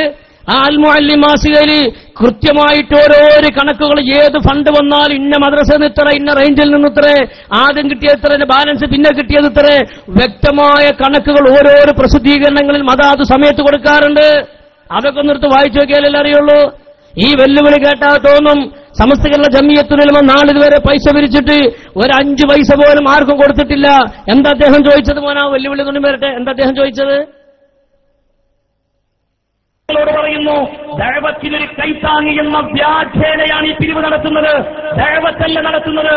നിങ്ങൾക്ക് ഇത്രയേറെ മദ്രസയുണ്ടായിട്ട് കോടിക്കണക്കിന് രൂപയുടെ ആസ്തി സമസ്തയുടെ ഫണ്ടിൽ കിടന്നിട്ട് എത്ര പാവപ്പെട്ടവർക്ക് നിങ്ങൾ വീടുകൾ നിർമ്മിച്ചു നൽകി, എത്ര പാവപ്പെട്ടവർക്ക് നിങ്ങൾ കുടിവെള്ളം നൽകി, എത്ര പാവപ്പെട്ടവർക്ക് നിങ്ങൾ മെഡിസിൻ നൽകി. ഒന്ന് വെളിപ്പെടുത്തൂ. നിങ്ങൾ ഒന്ന് വെളിപ്പെടുത്തൂ. ഞങ്ങൾ വെളിപ്പെടുത്തി തരാം. പലപ്പോഴും ഞങ്ങൾ നിങ്ങളോട് പറഞ്ഞിട്ടുണ്ട്, പലപ്പോഴും പറഞ്ഞിട്ടുണ്ട്. എത്ര ആളുകൾക്ക് വീടെടുത്തു കൊടുത്തു, എത്ര ആളുകൾക്ക് ചികിത്സാ സഹായം കൊടുത്തു, എത്ര ആളുകൾക്ക് സഹായം കൊടുത്തു. ഇങ്ങനെ പരസ്യമായി വെല്ലുവിളി കേട്ടാൽ തോന്നുന്നത് വലിയൊരു സംഭവമാണ് എന്ന് ഈ സദസ്സിലുള്ള ആളുകൾ കേൾക്കാൻ വേണ്ടിയും ഇത് ഈ ചോദ്യം ഉന്നയിക്കുന്നവർക്ക് മറുപടി എന്ന നിലക്കും ഞാൻ ഒരിക്കൽ കൂടെ ഈ വിഷയം പറയുകയാണ്. സമസ്ത കേരള ജംഇയ്യത്തുൽ ഉലമ മുഅല്ലിം ക്ഷേമനിധിയിൽ നിന്ന് മാത്രം 1977 മുതൽ 31/12/2014 കൂടിയ കാലയളവിൽ സമസ്ത കേരള ജംഇയ്യത്തുൽ മുഅല്ലിമീന്റെ ക്ഷേമനിധിയിൽ നിന്ന് ഈ മഹിതമായ സംഘടന പാവപ്പെട്ട ആളുകൾക്ക് കൊടുത്തിട്ടുള്ള കണക്ക് നോക്കൂ നിങ്ങൾ. ഭവന നിർമ്മാണാവശ്യാർത്ഥം 11,670 പേർക്ക് 2,83,92,515 രൂപയും, വിവാഹാവശ്യാർത്ഥം 10,917 പേർക്ക് 4,07,34,890 രൂപയും, രോഗചികിത്സാർത്ഥം 2,789 പേർക്ക് 32,65,545 രൂപയും, വിധവാ സംരക്ഷണാർത്ഥം 350 പേർക്ക് 17,21,680 രൂപയും, പുനർകുഴിക്കാൻ സഹായാർത്ഥം 226 പേർക്ക് 5,09,000 രൂപയും, കക്കൂസ് നിർമ്മിക്കാൻ വേണ്ടി 101 പേർക്ക് 3,03,000 രൂപയും, അത്യാഹിത സഹായമായി 104 പേർക്ക് 12,72,800 രൂപയും, മയ്യത്ത് പരിപാലനമായി 242 പേർക്ക് 9,66,000 രൂപയും, അവശ്യ സഹായമായി 47 പേർക്ക് 2,08,000 രൂപയും എന്നിങ്ങനെ 26,396 പേർക്ക് മൊത്തം 7,73,73,400 രൂപ വിതരണം ചെയ്തിട്ടുണ്ട്. മദ്രസകളിൽ നിന്നും മറ്റും പള്ളികളിൽ നിന്നൊക്കെ പാവപ്പെട്ട ആളുകളിൽ നിന്ന് 50 പൈസയും 1 രൂപയും 2 രൂപയും ക്ഷേമനിധിയായി മറ്റുമൊക്കെ പിരിച്ച് ഈ സമുദായത്തിന് കൊടുത്തിട്ടുള്ള ക്ഷേമനിധിയുടെ കണക്കുകളാണത്. നിങ്ങൾ പിരിച്ചതിന്റെ കണക്ക് പറ. മുടിപ്പള്ളിക്ക് വേണ്ടി പിരിച്ചതിന്റെ കണക്ക് എവിടെ പോയി? ഇതുപോലെ കണക്കൊന്ന് പറ. നിങ്ങളിവിടെ പിരിച്ച സിമന്റ് കമ്പനിക്ക് പിരിച്ച പൈസ എവിടെ? ഡെന്റൽ മെഡിക്കൽ കോളേജിൽ പിരിച്ച പൈസ എവിടെ? പൊന്മള അബ്ദുൽ ഖാദർ മുസ്ലിയാർ പൊന്മളയിൽ ഉണ്ടാക്കുമെന്ന് പറഞ്ഞ കുത്തുബുഖാനയ്ക്ക് വേണ്ടി പിരിച്ച പൈസ എവിടെ? അതിന്റെ സിമന്റ് ഒരുപാട് ആളിന് ഓഫറാക്കിയിട്ട് പൈസ വാങ്ങിയല്ലോ, അതിന്റെ കണക്കെവിടെ? ഈ സമുദായത്തിന്റെ പണം ചൂഷണം ചെയ്തുകൊണ്ട് വയറ് വീർപ്പിച്ച നിങ്ങൾ പിരിച്ചതിന്റെയും കൊടുക്കുന്നതിനും കൊടുത്തതിന്റെയും കണക്ക് സമുദായത്തോട് ബോധ്യപ്പെടുത്തു. ഇങ്ങനെ പല നിലയ്ക്ക് നോക്കിക്കോളികൾ. മുഅല്ലിം പെൻഷൻ 35 വർഷത്തെ സർവീസും 60 വയസ്സും പൂർത്തിയാക്കുന്നതോടൊപ്പം സർവീസിൽ നിന്ന് പിരിയുന്ന മുഅല്ലിങ്ങൾക്ക് സംഘടനാ വകയായി പ്രതിമാസം 600 രൂപ വീതം പെൻഷൻ നൽകി വരുന്നു. ഇങ്ങനെ നോക്കി നിങ്ങൾ മദ്രസകൾ ശാസ്ത്രീയ വ്യവസ്ഥാപിതവുമായി നടത്തിക്കൊണ്ടുപോരുന്നതിനും പ്രോത്സാഹനങ്ങൾ നൽകുന്നതിനും സംഘടന മികച്ച പരിഗണന നൽകുന്നുണ്ട്. റേഞ്ച് ജില്ലാ കമ്മിറ്റിയുടെ പ്രവർത്തനത്തിനും സെക്കൻഡറി മദ്രസകൾക്ക് പ്രോത്സാഹനം നൽകുന്നതിനും 500, 1000, 1500 എന്നിങ്ങനെ ഗ്രാൻഡും ജില്ലാ റേഞ്ച് സെക്രട്ടറി പ്രസിഡന്റുമാർ ചെയർമാൻ എന്നിവർക്ക് 500, 300 എന്നിങ്ങനെ അലവൻസും നൽകി വരുന്നു. അതുപോലെ മുഅല്ലിം സർവീസ് ആനുകൂല്യം, മുഅല്ലിം ക്ഷേമ പദ്ധതി, മാതൃകാ മുഅല്ലിം അവാർഡ്, സേവന അവാർഡ്, സ്മാരക അവാർഡ് എന്നിങ്ങനെയൊക്കെ പൈസ നൽകി വരുന്നു. ഇത് ഏതെങ്കിലും പേ അവാർഡല്ലത്. ആരോടാ അതൊക്കെ പറയുന്നു? എന്നാലും ചോദിക്കും നിങ്ങളിങ്ങനെ കൊടുക്കണ കണക്ക് എവിടെയാണെന്ന്. പക്ഷെ നിങ്ങൾക്കറിയാം, കേരളത്തിന്റെ അകത്തും പുറത്തും അടക്കമുള്ള ഇന്ത്യക്കകത്തും പുറത്തുമുള്ള വിദേശ രാഷ്ട്രങ്ങളിൽ പോലും പരന്നു കിടക്കുന്ന ഇസ്ലാമത വിദ്യാഭ്യാസ ബോർഡിന്റെ മദ്രസയും പദ്ധതികളും തകർക്കാനുള്ള ഗൂഢതന്ത്രം അതിന്റെ ഭാഗമായിട്ടാണ് ബാംഗ്ലൂരിൽ പ്രവർത്തിക്കുന്ന നമ്മുടെ മദ്രസകൾക്കെതിരെ RSS കൂട്ടുപിടിച്ച് നിങ്ങൾ കേസ് കൊടുത്തില്ലേ? സമസ്തയുടെ കറാമത്ത് ആ കേസ് ചിലവ് സഹിതം തള്ളി. അതിന്റെ പത്രവാർത്ത കാണി നിങ്ങൾക്ക് പേടിക്കണം ചങ്ങായിമാരെ. നോക്കി നിങ്ങൾ RSS കൂട്ടുപിടിച്ച് സമസ്തയുടെ മദ്രസകൾക്കെതിരെ കാന്തപുരം വിഭാഗം കേസ് കൊടുത്തു. എന്താ കേസ് കൊടുത്താൽ ഇതിൽ തീവ്രവാദം പഠിപ്പിക്കുന്നുണ്ട് മദ്രസകളിൽ. ഇവരുദ്ദേശം എന്താ? ബാംഗ്ലൂർ പ്രദേശത്തുള്ള ഇസ്ലാമത വിദ്യാഭ്യാസ ബോർഡിന്റെ മദ്രസ അടച്ചുപൂട്ടണം. അതിന് ഇവർ ചെയ്തെന്താ? അവിടുത്തെ RSSകാരെ കൂട്ടുപിടിച്ചു. കാരണം ഒരു മുസ്ലിം വിരോധികളാണല്ലോ. അവരെ കൂട്ടുപിടിച്ചിട്ട് കേസ് കൊടുത്തെന്താ? ഈ മദ്രസകളിൽ തീവ്രവാദം പഠിപ്പിക്കുന്നുണ്ട്. എന്നിട്ട് ഇവരെ തീവ്രവാദം പഠിപ്പിക്കുന്ന പുസ്തകമാണ് എന്ന് പറഞ്ഞ് കാന്തപുരത്തിന്റെ ബാംഗ്ലൂരിലുള്ള അനുയായികൾ കോടതിയിൽ ഈ വിശുദ്ധ ഖുർആന്റെ പ്രതിയാണ്, കോപ്പിയാണ് കൊണ്ടുകൊടുത്തത്. തീവ്രവാദം പഠിപ്പിക്കുന്നുണ്ട്. കോടതി പറഞ്ഞു അതിന്റെ ബുക്ക് ഹാജരാക്കണം. വല്ലാത്ത ആൾക്കാരാണ് നിങ്ങൾ. വിശുദ്ധ ഖുർആൻ കൊണ്ടുകൊടുത്ത് 30 ജുസുള്ള ഒരു ഖുർആൻ, ഇതാണ് ഇവർ തീവ്രവാദം പഠിപ്പിക്കാൻ ഉപയോഗിക്കുന്ന പുസ്തകം എന്ന് പറഞ്ഞിട്ട്. സുബ്ഹാനല്ലാഹ്, നമ്മുടെ സമസ്തയുടെ പ്രവർത്തകന്മാർ ബേജാറായി പോയി. എന്ത് ചെയ്യണമെന്നറിയില്ല. ഈ മഹിതമായ സംഘടനയുടെ പ്രവർത്തനങ്ങൾ ബാംഗ്ലൂർ ഭാഗത്ത് മരവിപ്പിക്കാൻ വേണ്ടി RSS കൂട്ടുപിടിച്ച് തീവ്രവാദം പഠിപ്പിക്കുന്നു പറഞ്ഞതിന്റെ പേരിൽ എന്തെല്ലാം പ്രശ്നങ്ങളുണ്ടായി. ബഹുമാനപ്പെട്ട സമസ്തകളുടെ ജംഇയ്യത്തുൽ ഉലമായുടെ ഉസ്താദുമാർ ഇടപെട്ടു, നേതാക്കന്മാർ ഇടപെട്ടു. അങ്ങനെ സത്യാവസ്ഥ കോടതിക്ക് ബോധ്യപ്പെട്ടു. ചിലവ് സഹിതം തള്ളിയില്ലേ? ഇങ്ങനെ നാടിൽ മുഴുവനും കുഴപ്പമുണ്ടാക്കി, പ്രശ്നങ്ങളുണ്ടാക്കി. എന്ത് കാര്യമുണ്ട് ഇതുകൊണ്ട്? അള്ളാന്റെ പരിശുദ്ധമായ ദീന നിലനിൽക്കലാണ് ലക്ഷ്യമെങ്കിൽ, അള്ളാന്റെ പരിശുദ്ധമായ ദീന നിലനിർത്തലാണ് ലക്ഷ്യമെങ്കിൽ ഇങ്ങനെ കളവ് പറയാവോ? ഇത് താൽക്കാലികമായ ജീവിതമല്ല. ഇതോടുകൂടി നമ്മുടെ ജീവിതം തീരുമോ? ശേഷമുള്ള ജീവിതമാണ് ശരിയായ ജീവിതം എന്നല്ലേ നമ്മൾ വിശ്വസിക്കുന്നത്? അള്ളാന്റെ പരിശുദ്ധമായ ദീന് പഠിപ്പിച്ചതനുസരിച്ച് നമ്മൾ പോകുന്നത് ആലമുൽ അർവാഹിൽ നിന്നാണ്. ആലമുൽ അർവാഹ് റൂഹുകളൊക്കെ ഒരുമിച്ച് കൂടുന്ന ഒരു ലോകമുണ്ടായിരുന്നു, ആലമുൽ അർവാഹ്. അവിടുന്ന് പോകുന്നവരാ നമ്മൾ. ഒരുപാട് കാലം അവിടെ കഴിഞ്ഞു. അത് അറ്റമില്ലാത്ത ലോകത്തെ ജീവിതത്തിൽ നമ്മൾക്ക് താമസിക്കേണ്ടവരിൽ അവിടുന്ന് പോന്നു. നമ്മൾ അവിടുത്തെ കാലഘട്ടം കഴിഞ്ഞപ്പോൾ രണ്ടാമത്തെ പാർട്ട് ആലമുൽ അർഹാമാൻ, ഉമ്മയുടെ ഗർഭപാത്രമാണ്.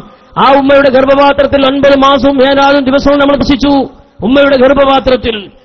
ആ താമസം കഴിഞ്ഞ് വീണ്ടും നമ്മൾ അവിടുന്ന് പോന്നു. നമ്മൾ യാത്രയിലാണ്. മൂന്നാമത്തെ ഘട്ടം ആലമുദ്ദുന്യയാണ്. അവിടെയാണ് നമ്മളുള്ളത്.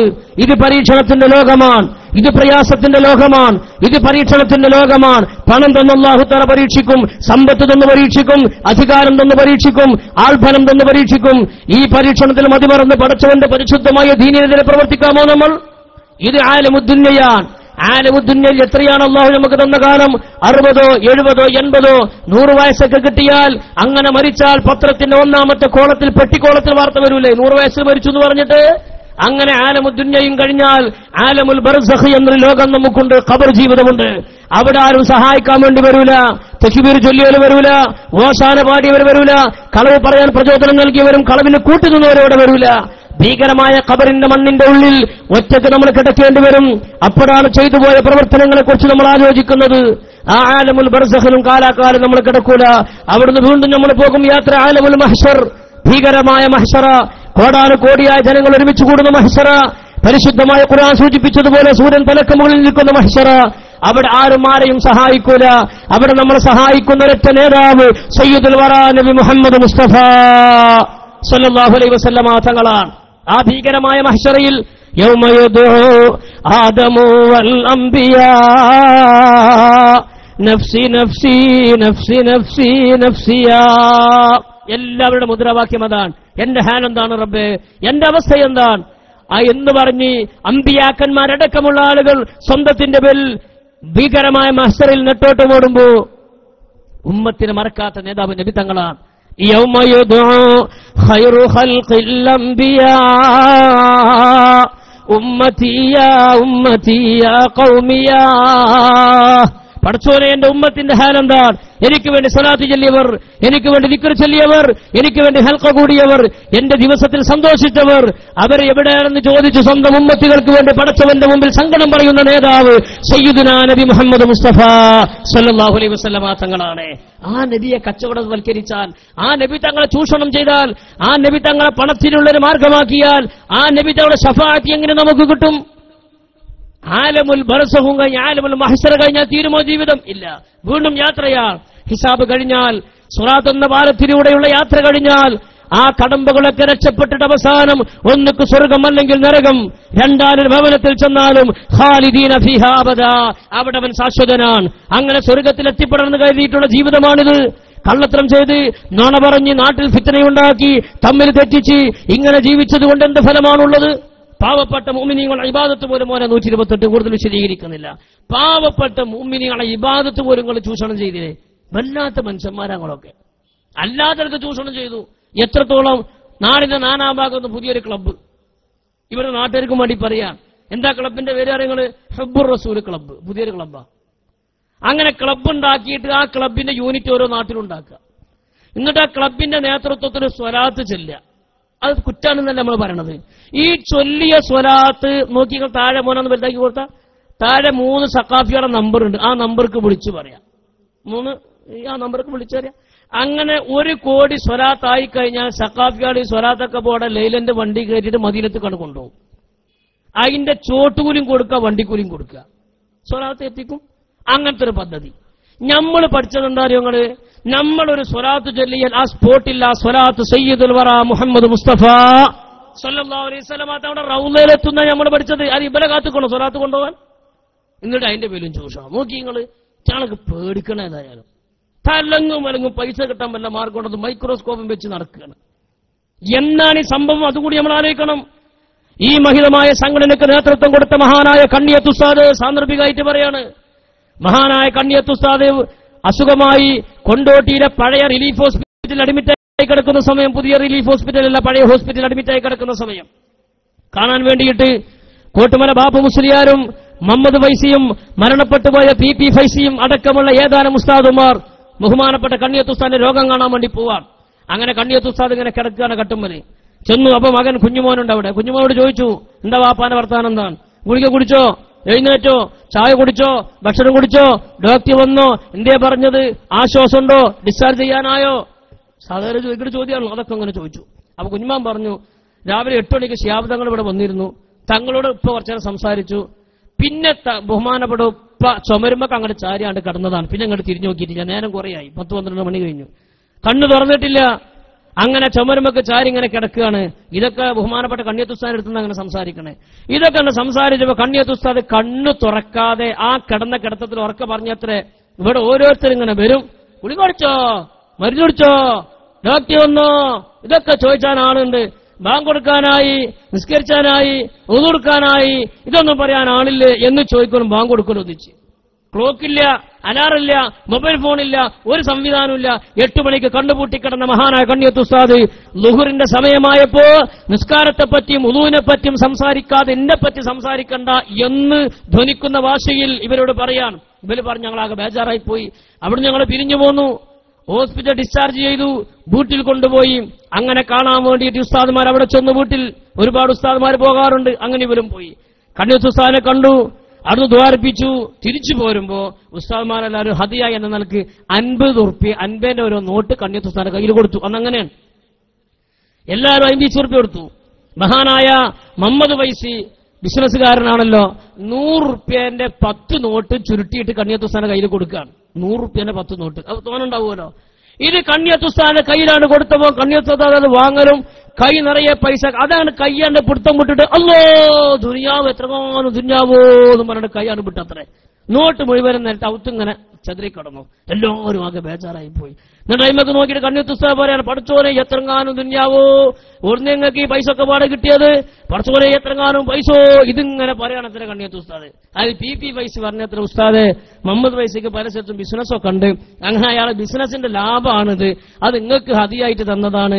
എന്നാലും 1000 ഉറുപ്പ്യൊക്കെ പാടൊരു മനുഷ്യൻ ഇങ്ങനെ കൊണ്ടെടുക്കേ. കണ്ണിയത്ത് ഉസ്താദ് ചോദിക്കുക, 1000 ഉറുപ്പ്യ ഒരു മനുഷ്യൻ ഇങ്ങനെ കൊണ്ടെടുക്കേ. എന്നിട്ട് ആ മനുഷ്യൻ വേറെ മനുഷ്യൻ 1000 ഉറുപ്പ്യ അങ്ങനെ വെറുതെ കൊടുക്കേ. പറച്ചോനെ എത്രങ്ങാനും ദുന്യാവാണോ ഇതിങ്ങനെ പറയാ കണ്ണിയത്ത് ഉസ്താദ്. പൈസ കയ്യിൽ ഒന്നിച്ചു വന്നപ്പോ ദുന്യാവിനെ കണ്ട് പേടിച്ചുപോയ കണ്ണിയത്ത് ഉസ്താദിന് അനുയായികളോടാണോ പണം എവിടെയെങ്കിലും ചൂഷണം ചെയ്യാൻ മാർഗമുണ്ടോ എന്ന് നോക്കി മൈക്രോസ്കോപ്പ് വെച്ച് നടക്കുന്ന നിങ്ങൾ ഞങ്ങളെ പാഠം പഠിപ്പിക്കുന്നത്? ഞങ്ങളുടെ നേതൃത്വം അള്ളാഹിനെ പേടിച്ചവരാണ്, ദുന്യാവിനെ പേടിച്ചവരാണ്. ദുന്യാവ് എവിടെ നോക്കിയിട്ട് ഇങ്ങനെ ചീഞ്ഞ സ്ഥലത്ത് ഈച്ച നടക്കും പോലെ അങ്ങനെ പാറി നടക്കുന്നവരായിരുന്നു നമ്മുടെ നേതൃത്വം. അതിന്റെ ഒരു ഭാഗമാണിത്. സ്വലാത്ത് ചെല്ലുന്നവരെ ചൂഷണം ചെയ്യുക. നിങ്ങളുടെ പേര് ഞങ്ങൾ സ്വലാത്ത് തോനെ ചെല്ലിക്കുന്നവരാണ്. അങ്ങനെ സ്വലാത്ത് ചൊല്ലിയിട്ട് സ്വലാത്തിന്റെ എണ്ണം 1 കോടി തേഞ്ഞാൽ സഖാഫിക്ക് വിളിച്ചു പറയാ, അങ്ങനെ പോലും കൊണ്ടുപോകുക. ഇതൊക്കെ നമ്മൾ എതിർക്കപ്പെടാതിരുന്നാൽ അടുത്ത കൊല്ലം നിസ്കാരം കയറ്റിയേക്കൂലെ? അല്ല, ഇല്ല എന്ന് പറയാൻ പറ്റുമോ? നിസ്കരിച്ച് ബുദ്ധിമുട്ട് വരെ താഴെ നമ്പറിൽ ബന്ധപ്പെടുക. ഒരു നിസ്കാരം 50 ഉറുപ്പ്യ തോതിൽ 50 × 5 വക്ത് സമയം 100 ഉറുപ്പ്യ കൊടുക്കാൻ എത്ര ആളുണ്ടാവും? ഞങ്ങൾ നിസ്കരിച്ചോടെ കായ് എന്നാ മതി എന്ന് പറഞ്ഞാൽ അങ്ങനെ പറയില്ലാതെ എങ്ങനെ പറയില്ല? ഈ നിലക്ക് ഈ ചൂഷണം ചെയ്യുന്നവര് അങ്ങനെ താഴെ കണ്ട നമ്പർക്ക് ഒരു സാധു വിളിച്ചു, ഒരു കാക്ക വിളിച്ചു. ആ വിളിച്ച ഫോൺ കോളൊന്ന് കേട്ടോളിക.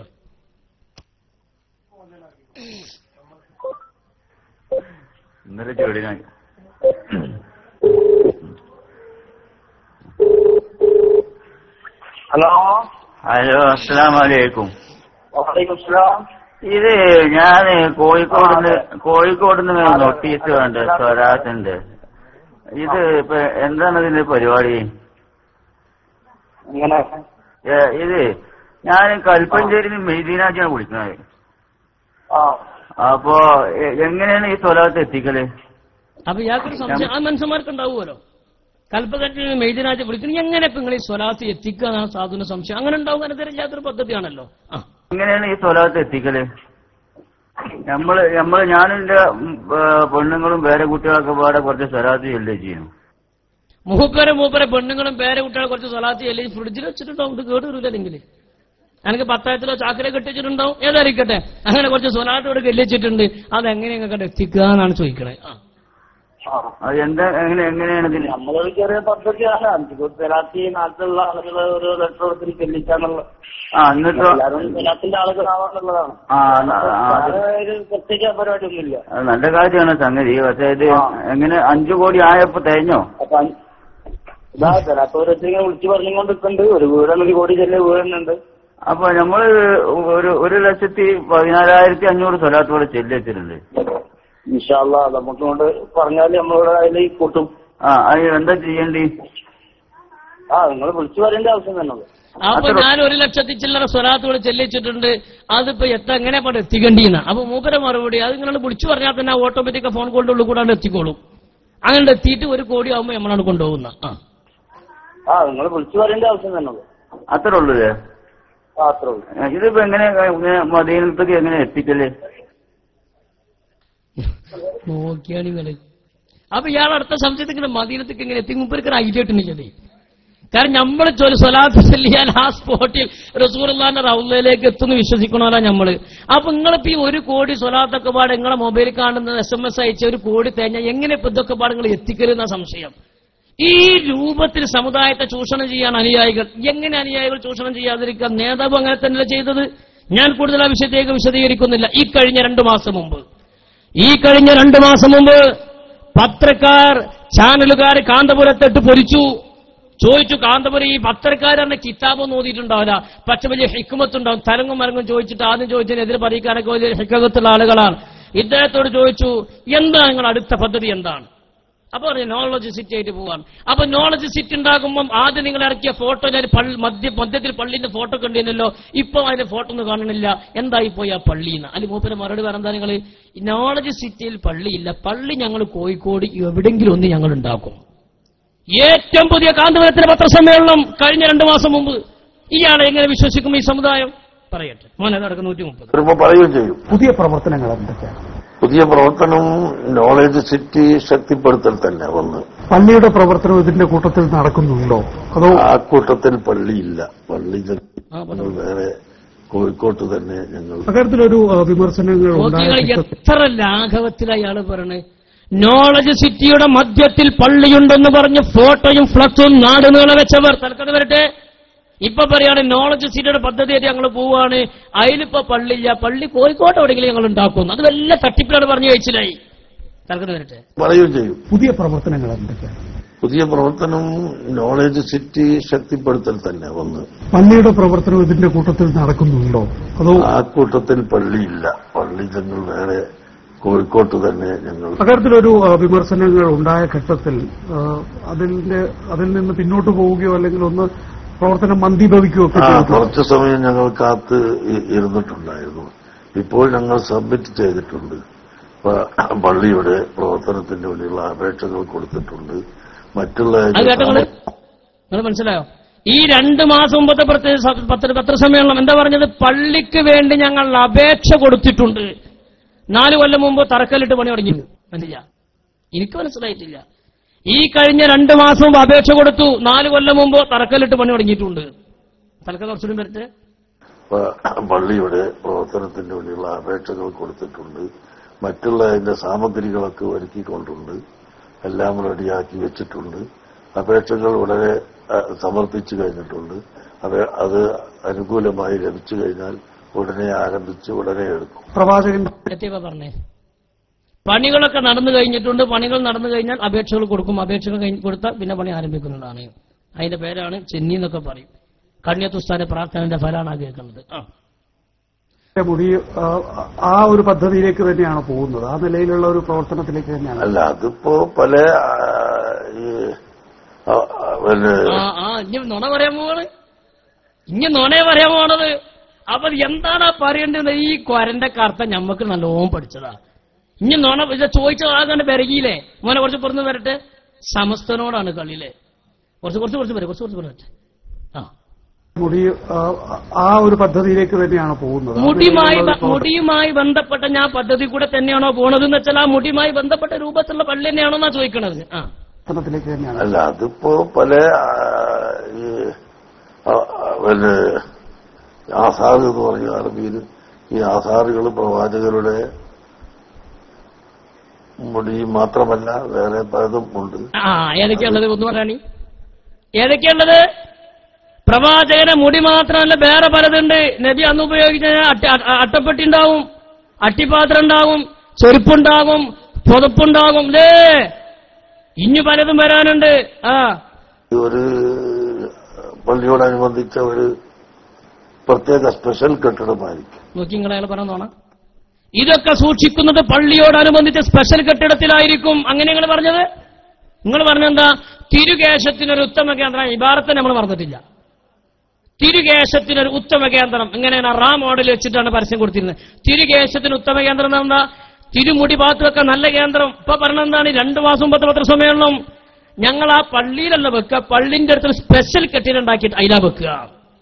നോക്കണം നിങ്ങൾ പൊന്നു ഹബീബന്മാര്, പൊന്നു SSF പ്രവർത്തകരെ, നിങ്ങൾ കായ് വിരിച്ചു കൊടുത്തില്ലേ? ആ കൊടുത്ത കായ്ക്ക് എവിടെ പള്ളി നിങ്ങൾക്ക് ചോദിച്ചൂടെ? ഇപ്പൊ ഉസ്താദ് പറഞ്ഞതാണ് നിങ്ങൾ പള്ളിയിലല്ല മുടി, അതിനോടനുബന്ധിച്ചുള്ള സ്പെഷ്യൽ കെട്ടിടത്തിലാണ് മുടി വെക്കുന്നത്.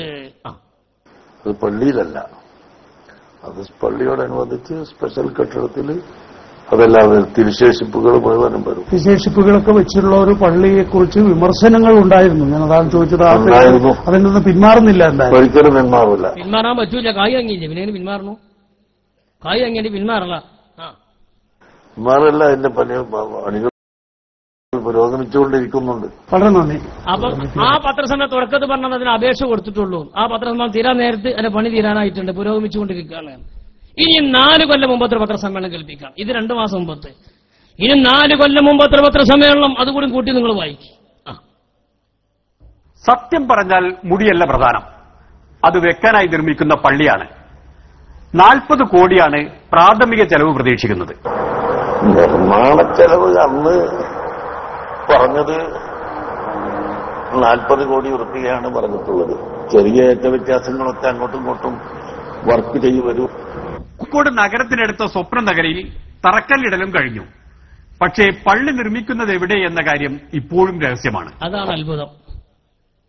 പള്ളിക്ക് തറക്കല്ലിട്ട് കഴിഞ്ഞു, പക്ഷെ പള്ളി അവിടെ എടുക്കണ തീരുമാനമായിട്ടില്ല. അത് വല്ലാത്തൊരു അജബാണ് ഇതൊക്കെ. തറക്കല്ലിട്ട പൊന്ന ഹബീബന്മാർ അവിടെ എടുക്കല്.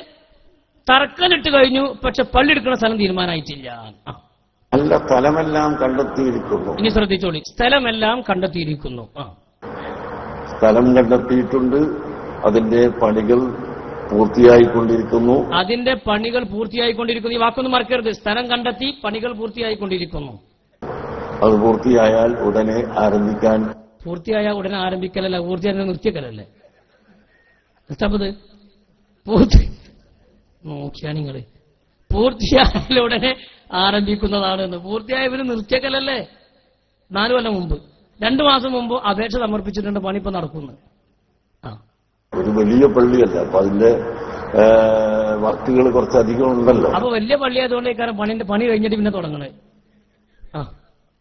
അതുകൊണ്ട് അത് പൂർത്തിയായതിന്റെ ശേഷം സ്ഥലം പ്രഖ്യാപിക്കാം എന്ന്. ഇത് എന്താ പറഞ്ഞു? പണി പൂർത്തിയായതിനു ശേഷം സ്ഥലം പ്രഖ്യാപിക്കാം. നോക്കിയാ നിങ്ങള് അന്ന് കണ്ണിയത്തുസ്താദിന് അത്തുബിത്തുവാണെന്ന് പറഞ്ഞു പോയ ആളുകള് ഇപ്പം നോക്കിയാ നിങ്ങള്. ഇവരുടെയൊക്കെ തല കുത്തനെയാണ്. ആദ്യം പള്ളി ഉദ്ഘാടനം, പിന്നെ പള്ളി പെയിന്റിങ്, പിന്നെ വാർപ്പ്, പിന്നെ തേപ്പ്, പിന്നെ പടവ്, പിന്നെ പില്ലർ വാർക്കല്, പിന്നെ കുറ്റിയടിച്ചല്, പിന്നെ തറകിടല്, പിന്നെ സ്ഥലം വാങ്ങലൊക്കെ നേരെ മുകളിൽ കീഴ്പ്പെട്ട. എന്നിട്ട് പണിയൊക്കെ കഴിഞ്ഞിട്ട് ഞങ്ങൾ സ്ഥലം പ്രഖ്യാപിക്കുള്ളൂ. നിങ്ങൾ തീരുമാനിച്ചിട്ടുള്ളതാണ്. സ്ഥലം ഈ പള്ളിക്ക് വേണ്ടി തന്നെ ഒരു 10-25 ഏക്കറോളം സ്ഥലം വേണ്ടിവരും. പള്ളിയും പള്ളിയോടുള്ള അനുബന്ധം, കാർ പാർക്കിംഗ് അടക്കമുള്ള ഈ പറയുന്ന മ്യൂസിയം. ഏതായാലും കൂടുതൽ ആ വിഷയത്തിലേക്ക് കടക്കുന്നില്ല. അപ്പൊ ഞങ്ങൾക്കൊന്ന് മാത്രമേ പറയാനുള്ളൂ. അള്ളാഹുവിന്റെ പരിശുദ്ധമായ ദീന നിലനിർത്താൻ വേണ്ടി മഹാനായ വരക്കൽ മുല്ലക്കോയ തങ്ങൾ സ്ഥാപിച്ച സമസ്ത കേരള ജംഇയ്യത്തുൽ ഉലമ അതിന്റെ പ്രഖ്യാപിത നയങ്ങളിൽ നിന്നും പ്രഖ്യാപിത ലക്ഷ്യങ്ങളിൽ നിന്നും മാറി നിൽക്കുക വഴി വളരെ വിദൂരമായ രൂപത്തിൽ അതിദൂരവ്യാപകമായ പ്രത്യാഘാതമുണ്ടാക്കുന്ന രൂപത്തിൽ അടിസ്ഥാനപരമായ ലക്ഷ്യത്തിൽ നിന്ന് നിങ്ങൾ മാറിയിരിക്കുകയാണ്. നിങ്ങൾക്കും നിങ്ങളുടെ പ്രവർത്തകന്മാർക്കും കരണീയമായിട്ടുള്ളത് ഈ മഹിതമായ സംഘടനയിലേക്ക് തിരിച്ചുവന്ന് ഈ ഉസ്താദുമാരുമായി ഈ പറയപ്പെട്ട മഹാന്മാരുമായി ഒത്തൊരുമിച്ച് പ്രവർത്തിക്കാൻ വല്ല മാർഗമുണ്ടോ എന്ന് കൂടുതൽ സമയം ചെലവഴിക്കാതെ അത് കാത്തിരിക്കലാണ് ഏറ്റവും കരണീയം. ആരെങ്കിലും എന്റെ ഈ പ്രസംഗത്തിന് മറുപടി പറയാൻ ആരെങ്കിലും വരുന്നുണ്ടെങ്കിൽ കവലപ്രസംഗം നടത്താതെ മുമ്പേ ഒരുക്കിക്കൂട്ടിയ, മുമ്പേ തയ്യാറ് ചെയ്ത ആ ഒരു നോട്ടനുസരിച്ച് പ്രസംഗം നടത്താതെ ഞാൻ ഈ ചോദിച്ചതിനും ഞാൻ ഈ പറഞ്ഞതിനും മറുപടി പറയണം എന്നീ സമയത്ത് ഓർമ്മപ്പെടുത്തുകയാണ്. ബാക്കി ഇൻഷാ അല്ലാഹ് സൗകര്യം പോലെ വീണ്ടാകാം എന്ന് ഓർമ്മപ്പെടുത്തി തൽക്കാലം അവസാനിപ്പിക്കുന്നു. എല്ലാവരും എഴുന്നേറ്റ് നിൽക്കുക, ആരും പോകരുത്. മനസ്സറിഞ്ഞിട്ടൊരു 3 സ്വലാത്ത് ബിഫളി സല്ലല്ലാഹു അലൈഹി